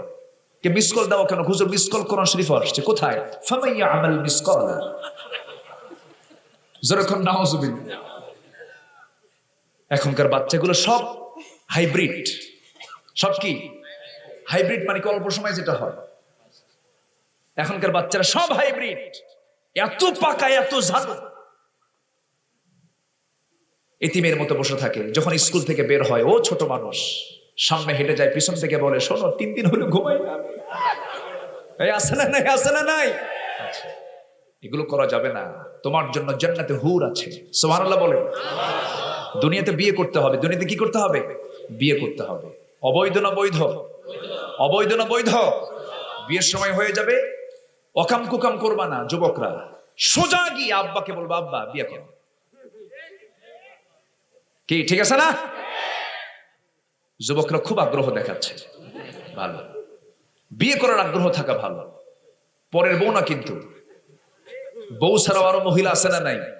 অন্যের সংসার ভাঙ্গা যাবে, বিয়ে করতে হবে। অনেকের বিয়ে করতে সময় লেগে যায় 50 বছর 60 বছর, আছে না? বিদেশ করে, পিএইচডি ডিগ্রি করে, অনার্স করে, এমফিল করে, ডাক্তারি পড়ে, পড়তে পড়তে বিয়ে করার সময় নেই। 50-এ বিয়ে করলো, 55 বছর বয়সে বাপ হলো। বাচ্চার বয়স যখন 5 বছর, তখন বাপের বয়স 60 বছর। 60 বছরের বাপ 5 বছরের শিশু নিয়ে যখন রাস্তায় হাঁটে, তখন জনগণ কয়, বাবা এটা তোমার দাদা না নানা? ঠিক কি না? এগুলো করার দরকার নাই। স্ট্যান্ডার্ড এজ হলো 25 বছর। বিয়ে করেছেন মুহাম্মদ সাল্লাল্লাহু আলাইহি ওয়াসাল্লাম। জীবনটাকে সাজাতে হবে। বিয়ের আগে না বিয়ের পরে? ভালো করে কর। অনেকে আগে গোছাই এরপরে বিয়ে করি, তোর জীবনও গোছান হবে না। আগে বিয়ে কর, এরপরে গোছান সব ঠিক হয়ে যাবে, ঠিক কি না? যুবকরা আজকে খুব খুশি, হুজুর ভালো করে কর। মেয়ের বাপদের ওরা বোঝে না, কষ্ট হচ্ছে, কষ্ট হচ্ছে। আজকে সমাজে বিয়েটাকে জটিল করার জন্য আজকে ধর্ষণ বেড়েছে, আজকে জিনা বেড়েছে। আমরা এমন বাংলাদেশ দেখতে চাই নাই। গোটা পৃথিবীর সর্ববৃহৎ সি বিচ হলো কক্সবাজার। মানুষ গোটা পৃথিবী থেকে দেখতে আসে কক্সবাজারকে। আমার দেশের স্বাধীন নাগরিক একজন লোক তার বউকে নিয়ে, 3 মাসের শিশু বাচ্চাকে নিয়ে একটু ট্যুরে গেছে, হানিমুনে গেছে কক্সবাজার দেখার জন্য। কক্সবাজারের সি বিচ দেখবে কখন? সৈকত দেখবে কখন? হিংস্র হায়নাদের কবলে পড়েছে। স্বামী স্ত্রীকে ধরে নিয়ে, সন্তানকে ধরে নিয়ে ঘরের মধ্যে আটকিয়ে রেখে, স্বামীকে বেঁধে রেখে শিশু সন্তানের সামনে পালাক্রমে গণধর্ষণ করেছে। এ কোন দেশ আমরা? আমরা এখনো কি ভালো আছি? আমরা কি ভালো আছি? সম্মানিত ভাইয়েরা, এই দেশে এখনো ইসলাম বিরোধী বক্তব্য হয়, ইসলাম নিয়ে বাজে কথা বলা হয়, রাসূলকে নিয়ে বাজে উক্তি করা হয়, নেতার নামে কোনো কটূক্তি করলে তার মামলা হয়, জেল হয়, রাসূলকে গালি দিলে তার পরিচয় হয় বুদ্ধিজীবী, ঠিক কিনা? অথচ এই দেশের স্বাধীনতার স্থপতি বঙ্গবন্ধু শেখ মুজিবুর রহমান তার এক বক্তব্যে বলেছিলেন, যে দেশের মানুষ হালের বলদ বিক্রি করে হজে যায়, সেই দেশে ইসলাম ছাড়া কিছুই থাকতে পারে না। অতএব ইসলাম বিরোধী যে কোনো ষড়যন্ত্র জীবনের শেষ রক্তবিন্দু দিয়ে হলে আমরা মোকাবেলা করব। রাজি আছেন কারা কারা? হাত উঁচু করে দেখান মুসলমান।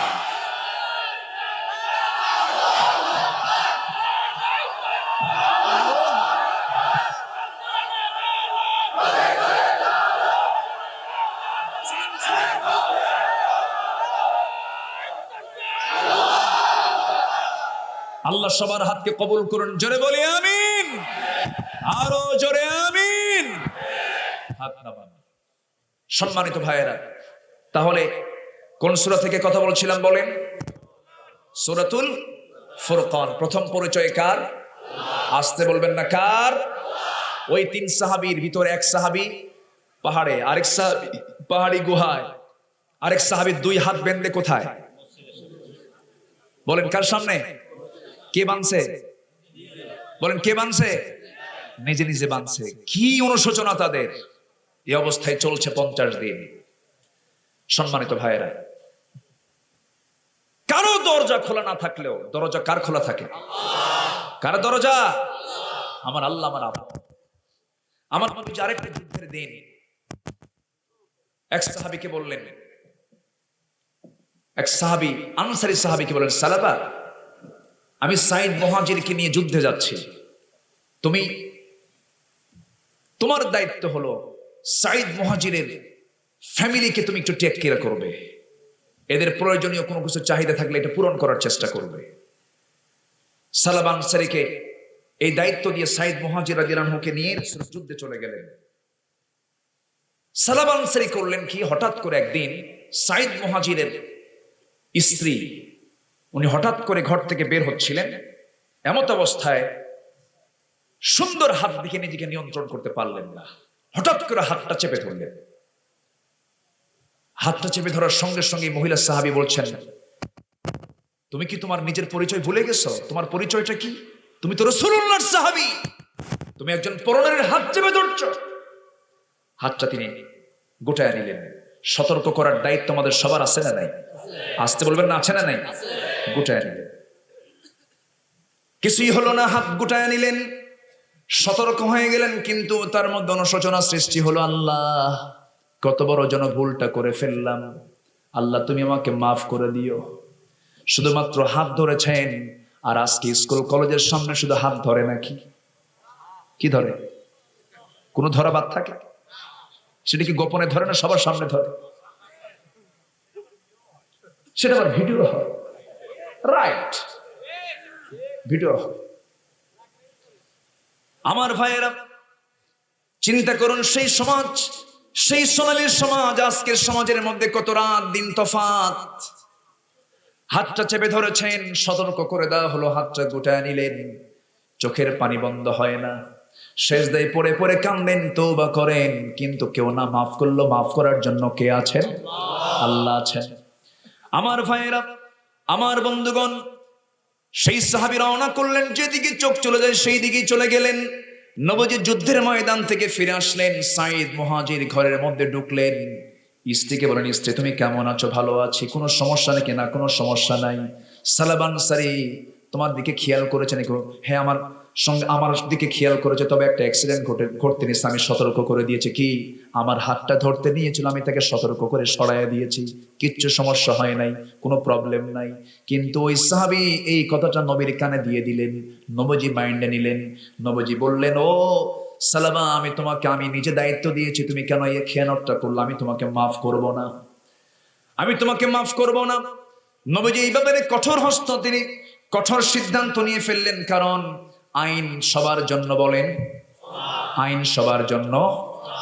একটা অপরাধকে যদি আপনি আড়াল করেন, হাজার অপরাধ সেখানে জমা হয়ে যাবে। অন্যায়কে কখনো সহ্য করা যাবে। ওমরে ফারুক রাদিয়াল্লাহু তাআলা আনহু বিচার করেছেন, নিজের ছেলের বিচার যখন এসেছে, সেই বিচারটা অন্য কাউকে দিয়ে করেছেন না নিজেই করেছেন? নিজে করেছেন। অন্য কেউ বিচার করতে গেলে ওমরের ছেলে মনে করি বিচারটা লঘু হয়ে যেতে পারে। মদ খেয়েছিল, কি খাইছিল? মদ খাইছিল। মদ খাওয়ার সঙ্গে সঙ্গে সংশ্লিষ্ট কর্মকর্তা তাকে 80 দররা মেরেছে।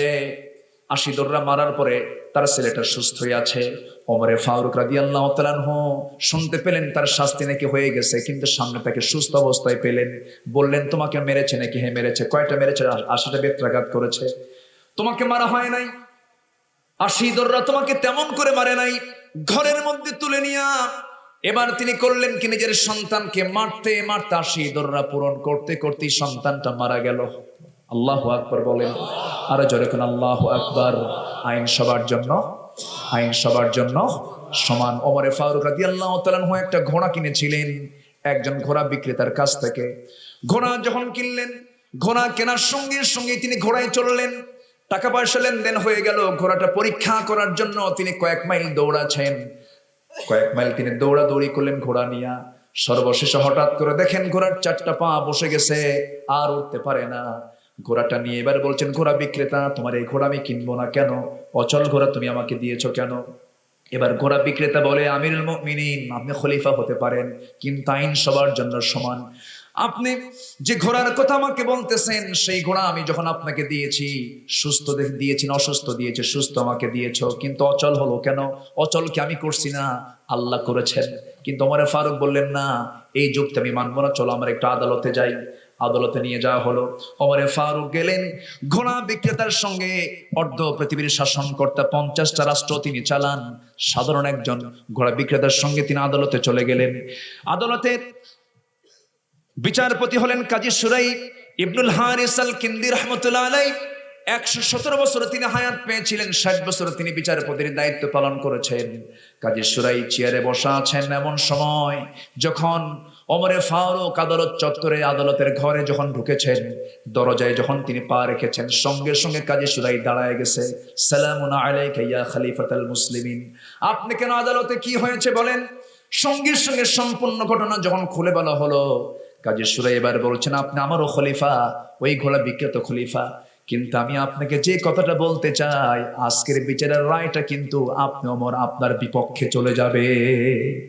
আইন সবার জন্য, আসতে কবে না, আইন সবার জন্য। কেন চলে যাবে? অসুস্থ করেন কে? সুস্থ করেন কে?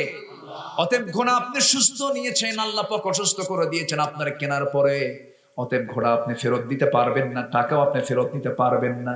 ওমরে ফারুক মুস্কে একখান হাসি দিয়া আদালত চত্বর থেকে তিনি আস্তে করে বের হয়ে চলে গেলেন।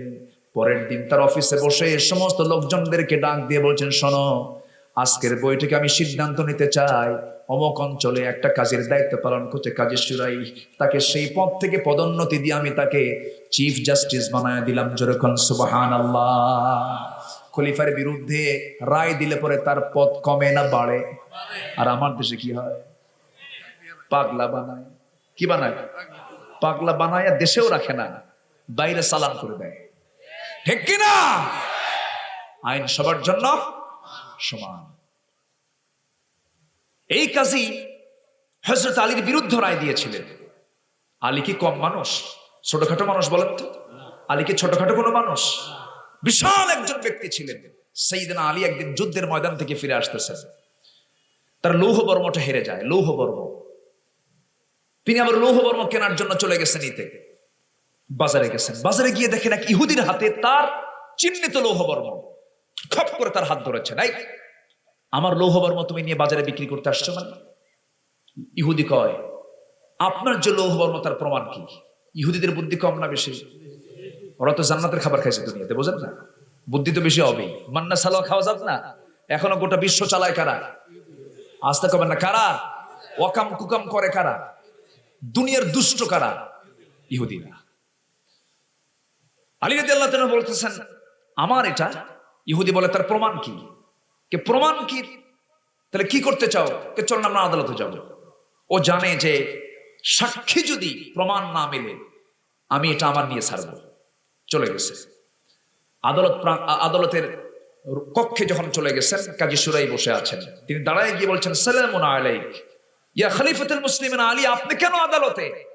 আরে জানেন না, দেখেন আমার লৌহ বর্ম নিয়ে ও বাজারে চুরি করে বিক্রি করতে গেছে, এটা আমাকে সে দিতে চাচ্ছে না। সঙ্গে সঙ্গে কাজী সুরাই বলতেছেন, আমিরুল মুমিনিন, কোর্ট তো চলে সাক্ষী দিয়া, আপনার কি সাক্ষী আছে? হ্যাঁ, সাক্ষী থাকবে না মানে? অবশ্যই সাক্ষী আছে, এটা আমার সাক্ষী। কে? আমার দুটো ছেলে, কে? হাসান হোসেন। ছেলের সাক্ষী বাবার জন্য চলবে না? চলে? চলবে বলে আস্তে চলবে? সাইয়েদনা আলী খেপে গেলেন। খেপে গিয়ে বললেন, একটু মৃদু খেপে গিয়ে বলছেন, কাজী সাহেব, আপনি কি সেই হাদিসটা ভুলে গেছেন? কোন হাদিস? সঙ্গে সঙ্গে তিনি বললেন, সাইয়্যিদা শাবাবি আহলিল জান্নাহ হাসান ওয়াল হুসাইন। হাসান হোসেনের ব্যাপারে রাসূল বলেছেন, এই দুজন হলো জান্নাতের যুবকদের সর্দার। জান্নাতের যুবকদের সর্দারের খেতাব প্রাপ্ত একজন সাক্ষীকে আপনি যদি সাক্ষী না মনে করেন তাহলে কেমন কথা? সঙ্গে সঙ্গে কাজী বলছেন, হাদিসটা আমারও জানা আছে, কিন্তু এই কোর্টের যে রুল, এই কোর্টের রুলের বাইরে আমি যেতে পারবো না। ছেলের জন্য বাবার সাক্ষী হবেন না, বাবার জন্য ছেলের সাক্ষী গ্রহণযোগ্য হবে না। সেও তো এই আদালত আপনি আমির হওয়ার পরও, খলিফা হওয়ার পরও আপনার পক্ষে রায় দিতে পারলো না, আপনি জানেন। সাইয়েদনা আলী সাক্ষীর হবে, রায়টা ইহুদির পক্ষে চলে গেল। মনক্ষুণ্ণ হলেন না, হাস্যজ্জ্বল চেয়ার নিয়ে আস্তে করে তিনি দরবার ছাড়লেন। দরবার ছাড়ার সঙ্গে সঙ্গে ইহুদির মধ্যে প্রতিক্রিয়া সৃষ্টি হয়ে গেল। হারে, একটা মানুষ, এমন একজন ব্যক্তি যার চোখের ইঙ্গিতে সবকিছু হতে পারে, অথচ সে আলী পর্যন্ত তার বৈধ সেই লৌহ বর্ম তার হাতে নিতে পারলো না সাক্ষীর ভাবে, এবং তিনিও কোনো প্রতিবাদ করতে পারলেন না, বললেন না। ইসলাম যে এত মহান ধর্মের নাম, ইসলাম যে কল্যাণের নাম, ইসলাম যে স্বাধীন বিচার ব্যবস্থার নাম, আমি আর দেরি করব না। ইহুদি আস্তে করে গিয়ে সেই লৌহ বর্মটা আলীর হাতে তুলে দিয়ে বলতেছে, আলী, কোন সাক্ষী না থাকলো আমি তো সাক্ষী, এই লৌহ বর্ম তোমার, আমাকে পড়িয়ে দাও লা ইলাহা ইল্লাল্লাহ মুহাম্মাদুর রাসূলুল্লাহ। জিকির করি লা ইলাহা ইল্লাল্লাহ, লা ইলাহা ইল্লাল্লাহ, লা ইলাহা, আর জোরে লা ইলাহা ইল্লাল্লাহ, লা ইলাহা ইল্লাল্লাহ মুহাম্মাদুর রাসূলুল্লাহ সাল্লাল্লাহু আলাইহি ওয়াসাল্লাম। তাহলে বিচারপতি রায় দিল দুই খলিফার বিরুদ্ধে। কোনো অভিযোগ আছে? আসতে কবে না, কোনো অভিযোগ আছে? নাই।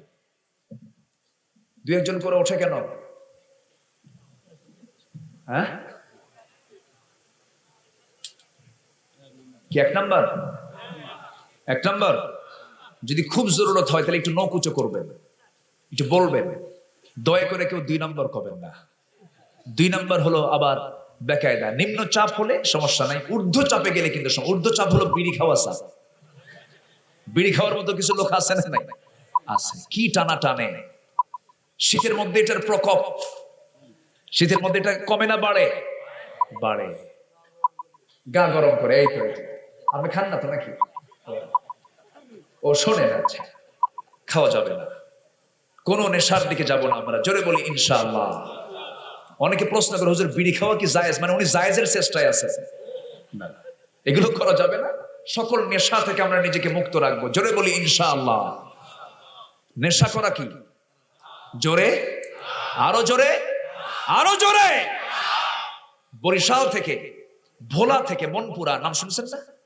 মনপুরা হয়ে, ভোলা হয়ে আমি আসতেছি বরিশালে, একটা ফেরিতে আসতেছে। এক বুড়া চাচার বয়স না হলো 70 থেকে 75 হবে, খুনখুনা বুড়া, টুলের উপরে বসে নদীর উত্তাল ঢেউ তরঙ্গ দেখছে আর সুখ টান দিচ্ছে। সে টান কি? বললাম, চাচা এই বুড়া বয়সে এরকম টানা টানতেছে, না খেলে হয় না? কে বাবা, বুঝবা না, বুঝবা না। কি কথা কি বুঝতেছেন? তুমি বুঝবা না, তুমি কি খাও বাবা? মানে এখন কখন সে বলবে তুমি একখান টান মারো, শুধু এটুকু বাদ আছে। বললাম, চাচা ছেড়ে দেন, এটা তো স্বাস্থ্যের জন্য ক্ষতিকর, আপনার লাঞ্চ নষ্ট করে দেবে। কে বাবা, বিড়ি হলো উন্নতির সিঁড়ি। কন আপনার কি হজ করবো? আমি আস্তে করে চলে আসলাম। এই দেশে যত বাজেট হয়েছে, প্রত্যেকটা বাজেটে বিড়ির দাম কমে না বাড়ে? যারা বিড়ি খায় তারাও কয় বাড়াক, প্রয়োজনে বাড়ি বেঁচে খাবো, আছে না নাই? এগুলো করবো না আমরা। সকল নেশা থেকে যে নামাজি হবে সে নেশাক্রান্ত হবে না। আমরা নেশা করবো না, জোরে বলি ইনশাআল্লাহ। পান খান, পান খেতে আপত্তি নেই, যে পান খান তো না, পান খাবেন, পান খেতে কোনো সমস্যা নেই, পান খান। কিন্তু পানের সাথে আবার হাকিমপুরি রহমতুল্লাহ আলাইহি কেন? হাকিমপুরিতে প্রবলেম আছে না নাই বলেন তো? আচ্ছা, এই সমস্ত নেশা থেকে আল্লাহ তুমি জাতিকে হেফাজত করো, জোরে বলি আমিন। এমন লোক আছে দিনে 100টা পান খায়, মানে আল্লাহকে পাঠাইছি পান খাওয়ার জন্য, খা পান, এরকম একটা অবস্থা না। সকল নেশা থেকে আমরা মুক্ত থাকবো, জোরে বলি ইনশাআল্লাহ। তাহলে সালাব আনসারী হাত ধরেছেন, চলে গেছেন, রাসূল তাকে বলেন আমি তাকে মাফ করব না। অনেক লম্বা কথা, এখনো আছে না নাই? ওইদিকে 3 সাহাবীর এক সাহাবী 2 হাত বেঁধে রাখছেন কিসের সামনে? মসজিদের সামনে। এখন কি ক্লিয়ার হয়েছে কিছু? শুনবেন না সবাই? এইদিকে আমরা কোন সূরা থেকে কথা বলছি আমরা বলেন তো? সূরা ফুরকানের 61 নম্বর আয়াত আমি কেবল আলোচনা করেছি। দ্বিতীয় আয়াতে আল্লাহ তাআলা পরিচয় করে দিচ্ছেন, আমি তো সেই মহান প্রভু, সেই মহান রব আমি, যে রব আমি দিনকে রাতের স্থলাভিষিক্ত করেছি। রাতের পরে কি আসে? দিনের পরে আবার রাতের পরে, এটা কে কে ঘটান? আচ্ছা, চৈত্র মাসে দিন বড় না রাত বড়? ভালো করে বলেন, কোনটা বড়? শীতকালে কোনটা বড়? এই যে রাত দিন যে ছোট বড় হয়, এটা কে করেন? আসতে বলবেন না, কে করেন? আল্লাহ করেন। তাহলে এই কাজ তো পৃথিবীর কেউ করতে পারে না। আল্লাহ বলছেন, বান্দারে আমি তেমন প্রভু, যে প্রভু আমি রাতকে দিনের মধ্যে ঢুকাই, দিনকে রাতের মধ্যে ঢুকাই। অতএব সমস্ত কিছু ছেড়ে দিয়া তুই আমার ইবাদত করবি। আজান শুনবি, সঙ্গে সঙ্গে কোথায় যাবি? আসতে বলবেন না, কোথায় যাবি? সময় মতো নামাজটা পড়বি, ওযু বানাবি। যখন কোন বান্দা নামাজের নিয়তে ওযু বানায়, 2 হাত যখন ধৌত করে, হাতের সগরা গুনাহগুলো মাফ হয়ে যায়। যখন মুখমণ্ডল সুন্দর করে ধৌত করে, মুখের সগীরা গুনাহগুলো মাফ হয়ে যায়। মাথা যখন মাসে করে, মাথার সগীরা গুনাহগুলো মাফ হয়ে যায়। 2 পা যখন ধৌত করে, 2 পায়ের সগীরা গুনাহগুলো মাফ হয়ে যায়। বান্দা যখন নামাজে দাঁড়ায়, আল্লাহ বান্দার সামনে দাঁড়ায়া যায়। আল্লাহ বান্দার সামনে দাঁড়িয়ে গিয়ে বলেন, বান্দারে কি চাবি আমার কাছে চা। বান্দা যখন বলে, সবাই বলেন আলহামদুলিল্লাহি রাব্বিল আলামিন। আল্লাহ তখন বলেন হামিদানি আবদি। আর রহমানির রহিম যখন বলে, আল্লাহ বলেন আসনা আলাইয়া আবদি। মালিক ইয়াউমিদ্দিন যখন বান্দা বলে, আল্লাহ বলেন মাজ্জাদানি আবদি। ইয়াকা না'বুদু ওয়া ইয়াকা নাস্তাঈন পর্যন্ত যখন বান্দা বলে, আল্লাহ বলেন হাদা বাইনি ওয়া বাইনা আবাদি। বান্দা যখন ওয়ালাদ-দাল্লিন পর্যন্ত বলে, আল্লাহ বলেন বান্দারে এতক্ষণ ধরে যা চাইলি সব চাওয়া কবুল করলাম। বান্দা যখন রুকুতে যায়, আল্লাহ সমস্ত ফেরেশতাকে ডাক দেন। বান্দা যখন রুকু থেকে উঠে দাঁড়ায়, সামি আল্লাহু লিমান হামিদা বলে, রব্বানা লাকাল হামদ বলে যখন সিজদার দিকে আস্তে আস্তে চলে যায়, আল্লাহ তাআলা ফেরেশতাদেরকে ডাক দিয়ে বলেন, ফেরেশতারা এই সমস্ত বান্দাগুলো আমাকে দেখছে নাকি না দেখে নাই, জান্নাত দেখছে নাকি না দেখে নাই, রাসূলকে দেখছে নাকি না দেখে নাই, আমাকে বিশ্বাস করেছে, কোরআন পড়ে হাদিস পড়ে রাসূলকে বিশ্বাস করেছে, জান্নাত জাহান্নামকে বিশ্বাস করেছে, এই সমস্ত বান্দার তামাম জীবনের সমস্ত গুনাহগুলোকে maaf করে দিয়া জান্নাতের বাজেট আমি আল্লাহ পাস করে দিলাম। নামাজ 5 ওয়াক্ত পড়বেন কার একটা হাত তুলে দেখান তো দেখি। 5 ওয়াক্ত নামাজ কারা কারা পড়বেন? জোরে বলি ইয়া আল্লাহ, আরো জোরে ইয়া আল্লাহ। আমাদেরকে 5 ওয়াক্ত সালাত আদায় করার তৌফিক তুমি আল্লাহ দিয়া দাও। জোরে বলি আমিন, আরো জোরে আমিন। নামাজ তো পড়লাম, কিন্তু আমার নেতা যদি নামাজ না পড়ে, নামাজি কর্মী কিন্তু বেনামাজি নেতা, এটা কি মিলল? আজ তখন কেন এটা কি মিলল? আমি নামাজি হব, আমার নেতাও কি হবে? আমার নেতা কি হবে? যে নেতা নামাজ পড়ে না, সে নেতার সঙ্গে আমার কোনো সম্পর্ক নাই। যে আল্লাহকে ফাঁকি দেয় সে সবাইকে ফাঁকি দিতে পারে, ঠিক কি না? আমার দেশে মানুষ বেশি না চোর বেশি? ভালো করে বলবেন। আমার দেশে মানুষ বেশি না চোর বেশি? কাম সারছে, সবাই তো চোরের কথা কয়। আমার দেশে মানুষ বেশি না চোর বেশি? তাহলে তো বঙ্গবন্ধুর কথা মনে হয়ে গেল। উনি বলেছিলেন মানুষ দেশ স্বাধীন করে পায় তেলের খনি, গ্যাসের খনি, স্বর্ণের খনি, আমি পাইলাম চোরের খনি। তাহলে কথা কি ব্যাঠিক না সঠিক? সঠিক। 70 দশকে ধানমন্ডির 32 নম্বর বাড়ির বাসিন্দা হলেন শেখ মুজিবুর রহমান। গাজীপুর থেকে এক সবজি চাষি ব্যাগ ভর্তি করে কিছু সবজি নিয়ে নেতার বাসায় চলে গেছে, তাকে খাওয়াবে। দরজায় দাঁড়ায় আছে, দারোয়ান বলে, এই বের হও, এখানে তুমি কেন আসছো? মানে চেয়ারম্যানের চাইতে দারোয়ানের কিন্তু হুমকি ধামকি বেশি, ঠিক আছে না? এরকম নেতা বরাবর থেকে দেখছে, এটা দেখে বলতেছে ধমক ধমক দিস কেন? দরজা খুলে দে। 7 সকালে কে যেন আসছে আমাকে দেখার জন্য। দরজা খুলে দিয়েছে, ভিতরে ঢুকি আলিঙ্গন করে বলতেছে, নেতা আমি আপনাকে দারুণ ভালোবাসি, আমার সবজির, আমার চাষের একদম তরুতাজা সবজিগুলো আপনার জন্য নিয়ে আসছে, আপনি খাবেন। নেতা তাকে বসে একসঙ্গে খাওয়া দাওয়া করে মেহমানদারি করে বলতেছে, কিছু টাকা দিন, তুমি আসছো কষ্ট করে। অসম্ভব, আমি কি সবজি বিক্রি করতে আসছি নাকি? আমি টাকা নেবো মানে? বেচারা চলে গেল। কিছুক্ষণ পর নেতা ওই দারোয়ানকে ডাক দিয়ে বলতেছে, এদিকে আয়। লোকটা তো কিছুই নিল না, আমি তো কিছুই করতে পারলাম না, এই যে 20টা টাকা দিলাম ওর হাতে দিয়ে দে। যাই পিছন থেকে ডাকে, এইদিকে আসো, এইদিকে আসো। নেতা তোমাকে 10টা টাকা দিল না। কি কথা কি বুঝতেছেন? কথা বোঝা যায়? কয় টাকা নাই? পার্সেন্ট কত? সাল কোন সাল? 70 দশক কিন্তু। আচ্ছা, সবজি চাষি বলতেছে, তুমি আমাকে টাকা দিবা মানে? কে দিছে? কে নেতা দিছে? অসম্ভব ব্যাপারে, টাকা তো নেবই না, চলো নেতার কাছে যাই। নেতার কাছে ঘুরে গেছে, যাই বলতেছে, আপনি আমাকে আবার টাকা দেওয়ার জন্য লোক পাঠাইছেন, আমি তো টাকা নেব না। সে কেঁদে ফেলছে, অসম্ভব, আমি তো আপনাকে মন থেকে ভালোবাসি, ধরুন আপনার দেওয়াই 10 টাকা। কথা বোঝা গেল? নেতার মাথায় হাত দিয়ে বলে, যে দেশের দোতলা থেকে একতলায় নামতেই 10 টাকা নাই, এই জাতিকে আমি কি দেব? মসজিদে জুতা আগে না আমি আগে? বলেন বলেন বলেন বলেন বলেন। জুতা যদি সাইডে রাখেন, জুতা থাকে? জুতা কোথায় রাখতে হয়? আমার সামনে রাখতে হয়। আবার সেজদা দিতে আবার নজরও দেওয়া লাগে, সেজদা থেকে ওঠার পর ওইদিকে তাকাই যে জুতা আছে তো, ঠিক কিনা বলেন? সাইকেল নিয়ে বাজারে যাই, তাহলে এখন বলেন আমার দেশে মানুষ বেশি না চোর বেশি? এটাও বাদ দেন, সবচেয়ে বড় চোর হলো নামাজ চোর, ঠিক কিনা? তাহলে আমার দেশে নামাজি লোক বেশি না বেনামাজি লোক বেশি? মুসলমান বেশি না বেনামাজি বেশি? ভালো করে কন, মুসলমান বেশি না বেনামাজি বেশি? উত্তর কিন্তু প্যাঁচ লেগে গেছে, ভালো করে বুঝে নিবেন। মুসলমান বেশি কিন্তু নামাজি নাই। কি মুসলমানের দশা? গরু খাওয়া মুসলমান। কি খাওয়া মুসলমান? গরু খাওয়া না। আমরা আসল নামাজি হব, জোরে বলি ইনশাআল্লাহ। কয় ওয়াক্ত নামাজ? কয় ওয়াক্ত নামাজ? 5 ওয়াক্ত নামাজ। একা না জামাতে? মনোযোগে না অমনোযোগে? বুঝে না না বুঝে? 5 শ্রেণীর কবরে কোনো আযাব হবে না। কয় শ্রেণীর? 5 শ্রেণীর। আমার ভাইয়েরা, সাহাবীরা কি নামাজ পড়েছেন দেখেন। সাহাবীদের নামাজের মধ্যে কি গভীরতা ছিল, নামাজের মধ্যে কি খুশু খুশু ভাবটা ছিল। আব্বাস এবং আম্মা রাদিয়াল্লাহু আনহুমা, এই দুজনকে রাসূল সীমান্ত প্রহরায় নিয়োগ দিয়েছেন।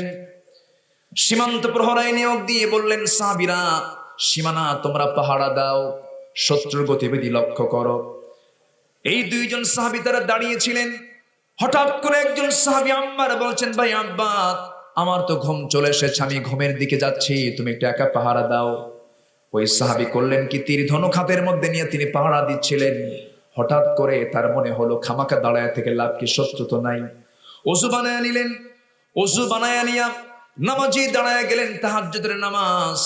তাহাজ্জুদ তিনি শুরু করেছেন, প্রথম রাকাত তিনি শুরু করলেন। এমন সময় দূর থেকে একজন শত্রু দূর থেকে তীর মেরে দিয়েছে, তার পা বরাবর এসে লেগেছে, ফিনকি দিয়ে রক্ত পড়া শুরু হলো। নামাজ তিনি বাদ দিচ্ছেন না, নামাজ তিনি পড়ে যাচ্ছেন। প্রথম রাকাত তিনি পড়লেন, দ্বিতীয় রাকাত আবার দাঁড়ালেন, আরেকটা তীর তার আরেকটা পায়ে এসে লাগলো, তবুও তিনি নামাজ ছাড়তেছেন না। ফিনকি দিয়ে রক্ত কিছু সেই ঘুমন্ত সাহাবীর গায়ে গিয়ে পড়লো। সাহাবী জায়গা পেয়ে বলছেন, আব্বা তুমি কি করো, নামাজ ছেড়ে দাও, শত্রু তোমাকে অ্যাটাক করে ফেলেছে। তবুও তিনি নামাজ ছাড়তেছেন না।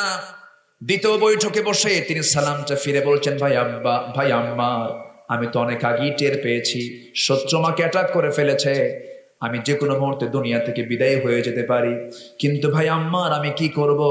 আমি যখন নামাজে দাঁড়ালাম, দাঁড়ানোর সঙ্গে সঙ্গে আমার কাছে মনে হলো আমার আল্লাহ প্রত্যেকটা কথার জবাব তিনি আমাকে দিয়ে দিচ্ছেন। আমার আল্লাহ আমার সঙ্গে কথা বলতেছেন। আমার মন চাচ্ছিল আমি আরো নামাজ পড়ি, আর একটা তীর যদি এসে আমার বুকের মধ্যে ভেদ হয়ে যেত, আমি দুনিয়া থেকে বিদায় হয়ে যেতাম, তবু আমার মোহাব্বতের নামাজ আমি ছেড়ে দিতাম না। রাসূল বলেছেন 5 শ্রেণীর জন্য কবরে কোনো আযাব নাই। নাম্বার 1 হলো সীমান্ত প্রহরায় যারা নিয়োগ করবে নিজেকে, তাদের কবরে কোনো আযাব হবে না। নাম্বার 2 হলো শহীদের জন্য কোনো আযাব নাই, কোনো প্রশ্ন নাই। জোরে কোন সুবহানাল্লাহ। কার জন্য বলেন? জোরে বলেন, কার জন্য? শহীদের জন্য। শহীদদের কোনো প্রশ্ন করা হবে না, শহীদদের জন্য কোনো ওয়েটিং করা হবে না, শহীদদের জন্য কোনো পরীক্ষা নাই, শহীদদের জন্য কবরে কোনো আযাব নাই, কোনো প্রশ্ন নাই, কোনো কিছুই করা হবে না।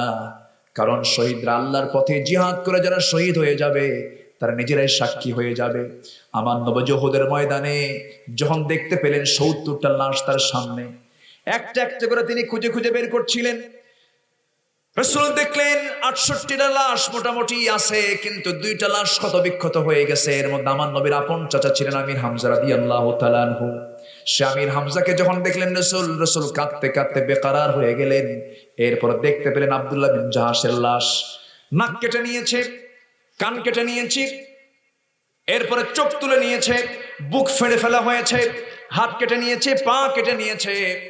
আমার নবীজি ক্ষত বিক্ষত অঙ্গহানি এই 2টা লাশকে দেখে বলেন, সাহাবীরা সবার কবর পৃথক শহীদ হবে। নাম্বার 3, যাদের মৃত্যু শুক্রবারে হবে। কি বারে হবে? শুক্রবারে। আমরা কোন বারে মৃত্যু চাই? আসতে বলবেন না, কি বারে মৃত্যু চাই? আমরা শুক্রবারে আমরা মৃত্যু কামনা করব। সহিহ হাদিস এসেছে, সিয়াসিত্তের হাদিস, যদি কোনো বান্দার মৃত্যু যদি শুক্রবারে হয়ে যায়, কবরে কোনো আযাব হবে না। আল্লাহ আমাদের সেই নসিবটা জুটাইয়া দেন। জোরে বলি আমিন। তবে মুনাফিক মরলে খবর আসে না? নাই। মুনাফিক মরলে কি শুক্রবার কোনো আসে? কোনো যায় আসে? যায় আসে না। আমার ভাইয়েরা, 3টা বিষয় জানলাম আমরা। 1 নম্বর হলো সীমান্ত পাহারা, নাম্বার 2 হলো শহীদ, নাম্বার 3 হলো কি? শুক্রবারে যদি কেউ মারা যায়, বৃহস্পতিবারে দিবাগত রাত্রি, পরের দিন শুক্রবার সন্ধ্যা পর্যন্ত, এই সময় 24 ঘন্টার মধ্যে কেউ মারা গেলে পরে আল্লাহ তাআলা তাকে অবশ্যই কবর আযাব থেকে তাকে নাজাত দিবেন নবীজির সহিহ হাদিস, জোরে কোন সুবহানাল্লাহ। নাম্বার 4 হলো যদি কোনো বান্দা দুনিয়াতে পেটের পীড়ায় মারা যায়, কিসের পীড়ায় মারা যায়? পেটের পীড়ায় যদি মারা যায়, পেটের যদি কোনো যন্ত্রণা হয়, ধৈর্য ধারণ করে যদি দুনিয়া থেকে বিদায় হতে পারে, আল্লাহ তাকে শহীদের দরজা দিয়ে দিবেন। আর আরেকটা শ্রেণী হলো যদি কোনো বান্দা রোড অ্যাক্সিডেন্টে মারা যায়, আগুনে পুড়ে মারা যায়, যেমন করে লঞ্চ ডুবে মারা গেল না পুড়ে মারা গেল, বলেন কিসে মারা গেল? ডুবে হোক পুড়ে হোক, এই অবস্থায় যদি কোনো বান্দা ইমানি হালাত নিয়ে দুনিয়া থেকে বিদায় হয়ে যায়, আল্লাহ তাকে কবরের আযাব থেকে তাকে নাজাত দিয়ে দেন। জোরে বলি সুবহানাল্লাহ। আমরা এমন মৃত্যু কামনা করব না? আমরা এমন মৃত্যুই তো কামনা করব যে মৃত্যুর মধ্য দিয়ে আমরা নাজাত পেয়ে যাব, প্রশ্নমুক্ত হব। জোরে বলি ইনশাআল্লাহ, জোরে বলি ইনশাআল্লাহ। আমার ভাইয়েরা, আমার বন্ধুগণ, নামাজকে সুন্দর আমরা করব। আল্লাহ তাআলা তার পরিচয় দিয়ে বলছেন, বান্দা আমার পরিচয় তো দিয়ে দিলাম, এখন তোর পরিচয়টা শোন। আমার পরিচয় 17টা। আমার পরিচয় কয়টা বলেন? 17টা। সূরা ফুরকানের মধ্যে 17টা পরিচয়ের কথা বলেছেন। আজকে 17টা পরিচয় দিতে গেলে কি আজকে আমি শেষ করতে পারবো নাকি? আজকে শেষ করতে পারবো না। আসেন দোয়া করে দিই নাকি? হ্যাঁ, দেলাওয়ার শেষ করে দিই। হ্যাঁ, কি করবো?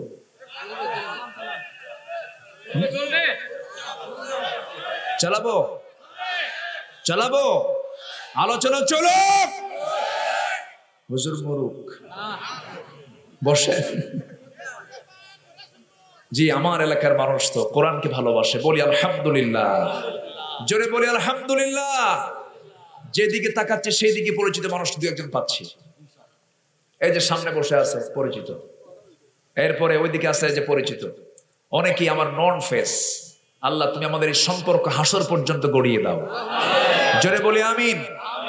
এই মাহফিল প্রত্যেক বছর হবে, সবাই চান না? এই মাহফিল 6 বছর কেন, কিয়ামত পর্যন্ত আল্লাহ কবুল করুন। জোরে বলি আমিন।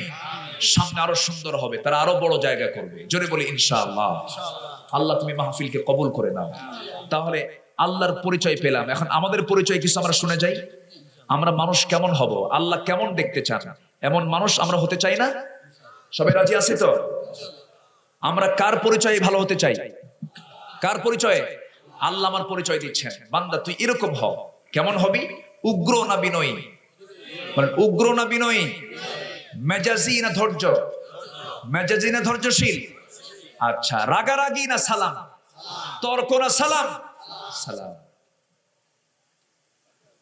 এক সাহাবী রাসূলের সামনে এসে বলছেন, ইয়া রাসূলুল্লাহ আমাকে কিছু নসিহত দেন। রাসূল বলেন, রাগ করো না। হুজুর আপনি আরো কিছু নসিহত দেন। রাগ করো না। হুজুর আমাকে কিছু নসিহত দেন। রাগ করো না। কয়বার বললেন? কয়বার বললেন? আমাদের সমাজে সবচেয়ে বড় সমস্যা কি বলেন? কি সমস্যা? বউয়ের সঙ্গে রাগারাগি আছে না নাই?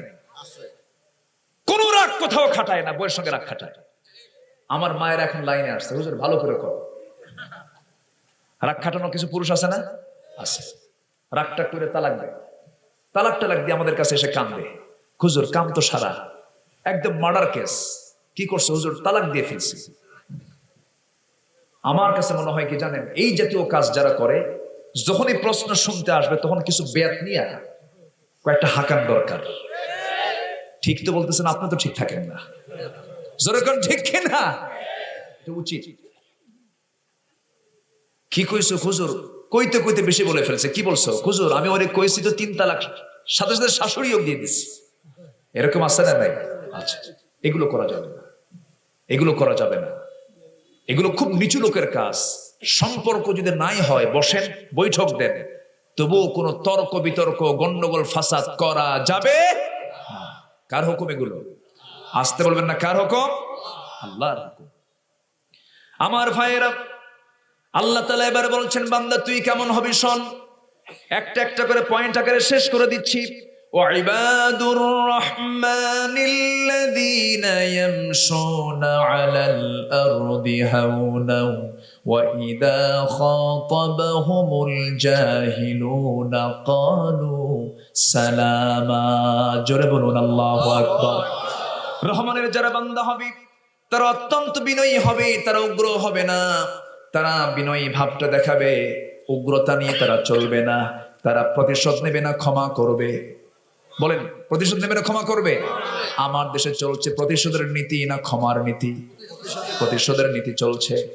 প্রতিশোধ আমার নবীজি কখনো নেন নাই। তায়েফের মাটিতে রাসূল দাওয়াত দিতে গেছেন, ফুল পেয়েছেন না পাথর পেয়েছেন? বলেন ফুল পেয়েছেন না পাথর পেয়েছেন?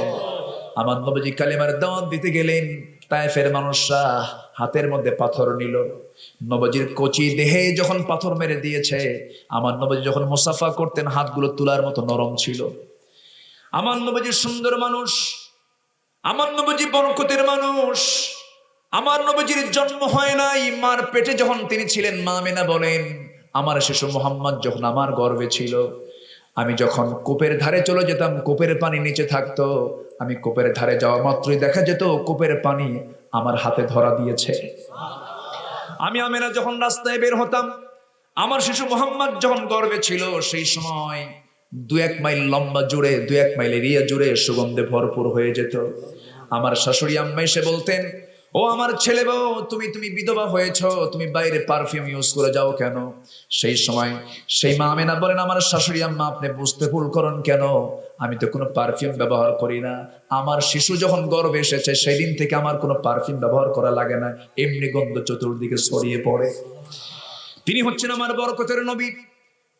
আমার নবীজির সঙ্গে চাঁদ পর্যন্ত খেলেছে, চাঁদ পর্যন্ত এসেছে। মা আমিনা আমার শিশু আমার রাসূলকে যখন ভূমিষ্ঠ করেন, এই কথাটা আবু তালেব বর্ণনা করছেন। একদিন আবু তালেব বলছেন, মুহাম্মদ শোনো, তুমি তো আজকে আল্লাহর নবী হয়েছ, কিন্তু আমি তোমার কিছু আশ্চর্য কিছু দেখেছি। আমি কি দেখেছেন চাচা বলেন তো? তোমার যখন জন্ম হলো, জন্মের 2 দিন পর আমি তোমাকে দেখতে গেলাম তোমার ঘরে। তোমার মা তোমার সামনে নাই, তোমার মা তোমার সামনে টাইম দিচ্ছে না, তোমার সামনে তোমাকে দেখলি সে হাউমাউ করে কান্দে। কিন্তু আমি লক্ষ্য করে দেখলাম তুমি একাকী শুয়ে আছো চাঁদনি আকাশের নিচে, তোমার সামনে কেউ নাই। সেই সময় আমি লক্ষ্য করে দেখলাম তুমি যখন ফাঁকা আকাশের দিকে তাকাও, চাঁদ ডান দিকে থাকে লাফ মেরে বাম দিকে চলে যায়, আবার যখন তুমি ডান দিকে তাকাও চাঁদ লাফ মেরে ডান দিকে চলে আসে। 2টা হাত নিয়ে যখন নিচের দিকে টান মারো, সঙ্গে সঙ্গে চাঁদটাও নিচের দিকে চলে আসে, তোমার সঙ্গে চাঁদ নড়াচড়া করে।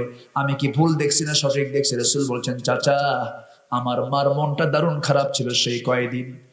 আমি জন্ম নিয়েছি কিন্তু আমার বাবা তো নাই। আমার মা আমাকে দেখে মাত্র স্বামীর কথা মনে করেন, সন্তানটা আমি যার কোলে তুলে দেব সেই লোকটা তো নাই। আমার মা আমার সামনে বসতেই পারেন না। সেই জন্য ওই সময় আমার মা যেহেতু আমাকে টাইম দিতে পারতেছেন না, আল্লাহ তাআলা আকাশের চাঁদকে আমার জন্য খেলনা বানায়া দিয়েছিলেন। যেরকম সুবহানাল্লাহ। আমার নবীজির এত সম্মান এত বরকত ছিল, সেই বরকতের নবী তায়েফের ময়দানে গিয়ে কালিমার দাওয়াত দিয়েছেন। ফুল পেয়েছেন না পাথর পেয়েছেন? পাথর পেয়েছেন। পাথরে ক্ষত বিক্ষত হয়ে আমার নবীজি মুগ্ধ করে জমিনে পড়ে গেছেন। নবীর সামনে কেউ নাই, সবাই মনে করেছে মুহাম্মদ বুঝি মারা গেছে। কিছুক্ষণ পর তার সেন্স ফিরেছে, চতুর্দিকে তাকায় দেখেন কেউ নাই। আমার নবীজি আস্তে করে দাঁড়ালেন। 3 দিন 3 রাত তিনি খান নাই। সেই জায়গা থেকে আস্তে করে তিনি একটা দৌড় মারলেন, দৌড় মেরে সামনের দিকে চলে গেলেন। জিবরিল আমিন এসে বলছেন, ইয়া রাসূলুল্লাহ, এই তায়েফের মানুষ আপনাকে যে পরিমাণ টর্চার করলো, আপনি আজকে যা বলবেন তাই হবে। রাসূল বললেন, কিচ্ছু বলবো না। নূহ আলাইহিস সালাম যা বলেছেন তা বলবো না, মুসা যা বলেছেন তা বলবো না। ওরা বোঝে নাই, আমি তাদেরকে মাফ করে দিলাম। যেরকম সুবহানাল্লাহ। আমার নবীজি সেই জায়গা থেকে আস্তে করে বের হলেন। বের হয়ে সামনের দিকে আর চলতে পারছেন না, হাত চলে না, পা চলে না। সামনে একটা আঙ্গুর বাগান দেখলেন। আঙ্গুর বাগান দেখা মাত্রই সেই জায়গায় ভিতরে ঢুকে পড়লেন, চিত হয়ে পড়ে গেলেন। পেটে কোনো খাবার নাই। এমন সময় রাসূলের সুন্দর চেহারা দেখে ওই আঙ্গুর বাগানের একজন কেয়ারটেকার দূর থেকে দৌড় মেরে আসতেছে, সামনের দিকে দাঁড়ায় বলছে, যুবক তুমি তো রক্তাক্ত হয়ে আছো, তুমি তো রক্ত শূন্যতায় ভুগতেছো। সেই যুবকটার মধ্যে দয়া হলো। আঙ্গুর বাগান থেকে সেই গাছ থেকে এক থোক আঙ্গুর পেরে নিয়া, আঙ্গুরটাকে হাতে চিপে নিয়া মোটে 1 গ্লাস আঙ্গুরের রস তৈরি করে নবীর সামনে তুলে দিয়ে বলছে, যুবক আঙ্গুরের রসটা পান করো। নবীজি 3 দিন খান নাই, 3 রাত খান নাই, কোনো খাবারটা যায় নাই। নবীজি আস্তে করে গ্লাসটা নিয়া বিসমিল্লাহ বলে তিনি পান করলেন। 3 ঢোকে পান করে মুস্কি মুস্কি হাসি মেরে যুবকের দিকে তাকায় বলছেন, যুবক তোমার নাম তো আদ্দাস। আমার নাম আদ্দাস, তোমাকে কে বললো? রাসূল মুস্কি মুস্কি হাসি মেরে বলছেন, তোমার বাড়ি কি নিনোয়া? তোমার বাড়ি নিনোয়া নামক গ্রামে। আমার গ্রামের বাড়ি নিনোয়া, তোমাকে কে বললো? এবার রাসূল মুস্কি মুস্কি হাসি মেরে বলছেন, তোমার গ্রামের বাড়ি যে নিনোয়াতে, সে নিনোয়াতে জন্ম নিয়েছেন আল্লাহর পয়গম্বর ইউনূস আলাইহিস সালাতু ওয়াস সালাম। এবার যুবক বলতেছে, আমার গ্রামে আল্লাহর নবী ইউনূসের বাড়ি, তোমাকে এই খবরটা কে দিল? নবীজি মুস্কি মুস্কি হাসি মেরে বলছেন, ও যুবক, একজন নবীর কাছে তার একজন নবীর খবর থাকতেই পারে। এই কথা শোনা মাত্রই যুবকের বুঝতে দেরি হলো না। যুবকটা করলো কি? খ্রিস্টানি কায়দায় দুইটা হাত নিয়া নবীর দুইটা পায়ের দিকে দিয়া সেজদা দিয়া তাকে ধন্য করবে, এই চিন্তা করে যখন তার পার দিকে যখন দুই হাত দিচ্ছিল, আমার নবীজি কারোকে সেজদা কখনো নিয়েছেন নাকি? আসতে বলে সেজদা নিয়েছেন নাকি? কিন্তু আমার দেশের কিছু দরবার আছে, যেই দরবারে গেলে পরে সেজদা দেওয়া লাগে। এ আছে না নাই? আছে না নাই? যে সমস্ত দরবারে সেজদা চলে, ওই সমস্ত দরবারের যারা দরবার চালায়, যে ঠ্যাং সামনে দিয়ে রাখে, ঠ্যাং গুলো পিটাইয়া সোজা করা দরকার, ঠিক কিনা? আমার নবীজি সঙ্গে সঙ্গে দুই হাত ধরে বুকের সঙ্গে জড়াইয়া ধরে বলছে, আদ্দাস, এই মস্তক কারোর সামনে নয়। কার সামনে? আসতে বলবেন না, কার সামনে? আল্লাহর সামনে নত করো। আদ্দাস বলতেছে, আপনি কি আল্লাহর নবী? হ্যাঁ, আমি আল্লাহর নবী। কালেমা পরে মুসলমান হয়ে গেল। রাসূল তায়েফে গিয়ে বদদোয়া দিয়েছেন না দোয়া দিয়েছেন? উগ্রতা দেখিয়েছেন না বিনয় দেখেছেন? আমরা উগ্র হব না বিনয়ী হব? আমাদের ব্যবহার হবে সুন্দর মার্জিত। যে নামাজি হবে, যে মুমিন হবে, তার ব্যবহার হবে হচ্ছে মার্জিত এবং সুন্দর আচরণ। এটা কে দেখতে চান? আল্লাহ। তর্ক করবো না, সালাম দেব। আচ্ছা, এরপর রাত যখন হবে, ফেসবুক চালাবো? হ্যাঁ, ফেসবুক চালাবো? টকশো দেখতে দেখতে রাত একটা করব? এশার নামাজ হবে, তখন ঘুমিয়ে যাব। আর শেষ রাত্রে কি সবাইকে উঠতে রাজি আছি? সবাই উঠতে রাজি আছি তো? আল্লাহ তাআলা বলছেন, ওয়াল্লাযীনা ইয়াবীতুনা লিরাব্বিহিম সুজদান ওয়া কিয়ামা। ও বান্দা, রাত যখন গভীর হয়ে যাবে, তুই তখন নামাজে দাঁড়ায়া যাবি, সেজদায় চলে যাবি, কিয়ামে দাঁড়ায়া যাবি। আমি আল্লাহ প্রথম আসমানে চলে আসবো, তুই যা চাবি আমি তাই কবুল করে নেব। সন্তান হয় না, চাইবো কার কাছে? আসতে বলবেন না, কার কাছে? ব্যবসায় মন্দা, ব্যবসায় বরকতের জন্য চাইবো কার কাছে? সেজদা দিলে কে খুশি হন? আল্লাহ খুশি হন। আল্লাহ বলছেন, তুই আমার কাছে চাবি, সেজদায় কাটাবি, জাহান্নাম থেকে বাঁচার জন্য দোয়া করবি, খরচ অপচয় করবি না, কার্পণ্য করবি না, আল্লাহ ছাড়া অন্য কাউকে ইলাহা বলে ডাকবি না, হত্যা করা যাবে না, জেনা করা যাবে না, তওবা করবি, ঈমান আনবি, নেক আমল করবি, মিথ্যা সাক্ষ্য দিবি না, বাজে কথা কাজ ছেড়ে দিবি। আয়াত শুনলে পরে অন্ধ বাবার মতো না হয়ে আয়াত যখন শুনবি মনোযোগ দিয়ে শুনবি। আর নাম্বার 16 হলো পরিবারের জন্য দোয়া করবি, এমন দোয়া করবে যে দোয়াগুলো নবীরা করেছেন।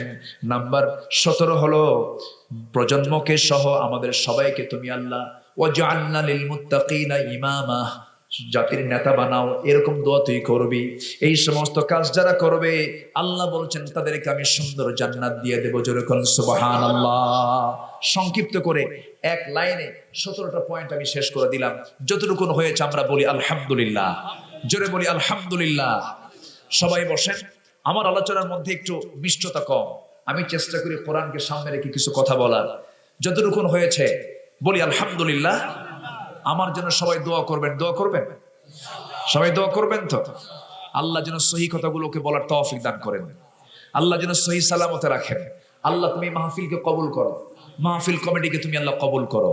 ওই তিনজন সাহাবী, যে তিনজন সাহাবী নিজেকে একজন খুঁটির সাথে বেঁধে রাখলেন, তিনজনের দোয়া, তিনজনের তওবা কবুল করেছেন কে? ওয়া আলা সালাসাতিল্লাযীনা খুল্লিফু। এই আয়াতটা যখন নাযিল হয়ে গেল, রাসূল বললেন, সাহাবীরা, আমি এই তিনজনকে মাফ করে নাই, কিন্তু আল্লাহ আমার এই তিন সাহাবীকে মাফ করে দিয়েছেন। জোরে বলে সুবহানাল্লাহ। সম্মানিত ভাইরা, এজন্য আমরা ক্ষমা চাইবো কার কাছে? আল্লাহর কাছে ক্ষমা চাইবো, আল্লাহ আমাদেরকে মাফ করে দিবেন। জি, আল্লাহুম্মা আমিন। রব্বানা যালামনা أنفسنا وإن لم تغفر لنا وترحمنا لنكونن من الخاسرين ربنا لا تزغ قلوبنا بعد إذ هديتنا وهب لنا من لدنك رحمة إنك أنت الوهاب গভীর রাত, নিঝুম রাত, ঝিমানো রাত্রিতে চাঁদের মতো হাজারো মুসলমান নরনারীকে নিয়ে তোমার কালামের 2-3 আয়াতকে সামনে রেখে তোমার পরিচয়, তোমার প্রকৃত অনুগত বান্দাদের পরিচয় নিয়ে কিছু কথা বলার চেষ্টা করেছি। গুনার বোঝা মাথায় নিয়ে কাঙ্গাল ফিকিরের মতো দুটো হাত তুললাম। আল্লাহ, গুনার দিকে নজর দিও না, বান্দা মনে করে তামাম জীবনের গুনাহগুলোকে মাফ করে দাও। জনম দুঃখিনী মা, জনম দুঃখী বাপজান যারা চলে গেলেন, জিন্দেগির গুনাহগুলো মাফ করে দাও। কবরগুলোকে তুমি আল্লাহ জান্নাতের টুকরা বানাইয়া দাও। অনেক আলোচনা শেষ করে বাড়ি ফিরে যাব। বাড়িতে ফিরে গিয়ে সব দেখবো, কিন্তু মাকে পাবো না রে। যে মার দিকে তাকালে সব পাওয়া যায়, যে মার দিকে তাকালে বরকত পাওয়া যায়, সেই বরকতি মা যারা দুনিয়া থেকে বিদায় নিল, আল্লাহ জিন্দেগির গুনাহগুলো মাফ করো, কবরগুলোকে জান্নাতের বাগিচা বানাইয়া দাও। ও আল্লাহ, তুমি আব্বা আম্মার জন্য দোয়া শিখিয়ে দিয়েছ। সবাই চক্ষুটা বন্ধ করুন, হাত একটু উঁচু করুন। আল্লাহ সেখানে দোয়া পড়ে দিল থেকে মন থেকে সবাই চিৎকার মেরে আওয়াজ দিয়ে দিয়ে বলুন, রব্বিরহামহুমা কামা রব্বায়ানি সগীরা, রব্বিরহামহুমা কামা রব্বায়ানি সগীরা, রব্বিরহামহুমা কামা রব্বায়ানি সগীরা। আল্লাহ তাআলা বিশেষ করে মাহফিলের আয়োজন যারা করলেন, শোনার জন্য দূর দূরান্ত থেকে যারা আসলেন, এই শীতের ভিতরে প্রচন্ড শীতকে উপেক্ষা করে রিক্সা করে, ভ্যান করে, গাড়ি করে পার্শ্ববর্তী উপজেলা থেকে, পার্শ্ববর্তী জেলা থেকে, বিভিন্ন জায়গা থেকে যে সমস্ত ভাইয়েরা মাহফিল শুনতে আসলেন, কিয়ামতের কঠিন ময়দানে যেদিন কেউ কাউকে চিনবে না, এমনকি মা সন্তানকে পর্যন্ত অস্বীকার করে বসবে, যেদিন মানুষ কাঁদতে কাঁদতে চোখের পানিগুলো ফুরে যাবে, চোখ থেকে রক্ত বের হওয়া শুরু হয়ে যাবে, সেই কঠিন মুসিবতের দিন এই মাহফিল আমাদের সবার জন্য নাজাতের মাধ্যম বানায় দিও আল্লাহ। ও আল্লাহ, তোমার বান্দাগুলোকে নিয়ে হাত তুলেছি এমন সময়, যে সময় গোটা দুনিয়া জুড়ে মুসলমানদের পায়ের তলায় মাটি নাই। মুসলমানরা আজকে মার খেতে খেতে শেষ হয়ে গেল। ফিলিস্তিনের ছোট্ট ছোট্ট বাচ্চাগুলো বাবাকে হারিয়ে, মাকে হারিয়ে আকাশের দিকে তাকায়া চিৎকার করে কেঁদে কেঁদে বলছে, ও আল্লাহ, আমাদের মা নাই, আমাদের বাবা নাই। বাবাকে বম্বিং করে দুনিয়া থেকে বিদায় করেছে ইহুদির বাচ্চারা। আমরা আজকে 3-4 দিন যাবত না খাওয়া। আল্লাহ, তোমার কোন মুসলমান বান্দা আমাদের দিকে তাকায় না, সেই মুসলমানদের বিরুদ্ধে আমরা তোমার আদালতে মামলা দিলাম। আল্লাহ, ওই মুসলমানগুলোর জন্য আমরা কিছুই করতে পারিনি। ও আল্লাহ, এই ক্রান্তি লগ্নে মুসলিম উম্মার জন্য ওমরের মতো, আবু বকরের মতো তুমি আল্লাহ একজন নেতা পাঠায়া দাও। আয় আল্লাহ তাআলা, আমার দেশকে তুমি আল্লাহ কোরআনের জন্য কবুল আর মঞ্জুর করে নাও। এই মাহফিলের শুরু থেকে শেষ পর্যন্ত মাহফিলের জন্য যারা শ্রম দিয়েছেন, সবার শ্রমকে তুমি আল্লাহ দয়া করে কবুল করে নাও। শাহ আলম সাহেব, আজকে যে কদিন আগে আমি দাওয়াত গ্রহণ করেছি, আজকে এই মাহফিলের সম্মানিত সভাপতি যিনি ছিলেন, দুনিয়া থেকে বিদায় নিয়েছেন মরহুম শাহ আলম সাহেব। আয় আল্লাহ তাআলা, তার এই বর্ণাঢ্য জীবন তিনি পার করে তিনি দুনিয়া থেকে বিদায় নিয়েছেন। আয় আল্লাহ তাআলা, আমরা সবাই মিলে দোয়া করে তার কবরকে তুমি আল্লাহ জান্নাতের টুকরা বানায়া দাও। জীবনের সমস্ত গুনাহগুলোকে তুমি আল্লাহ মাফ করে দাও।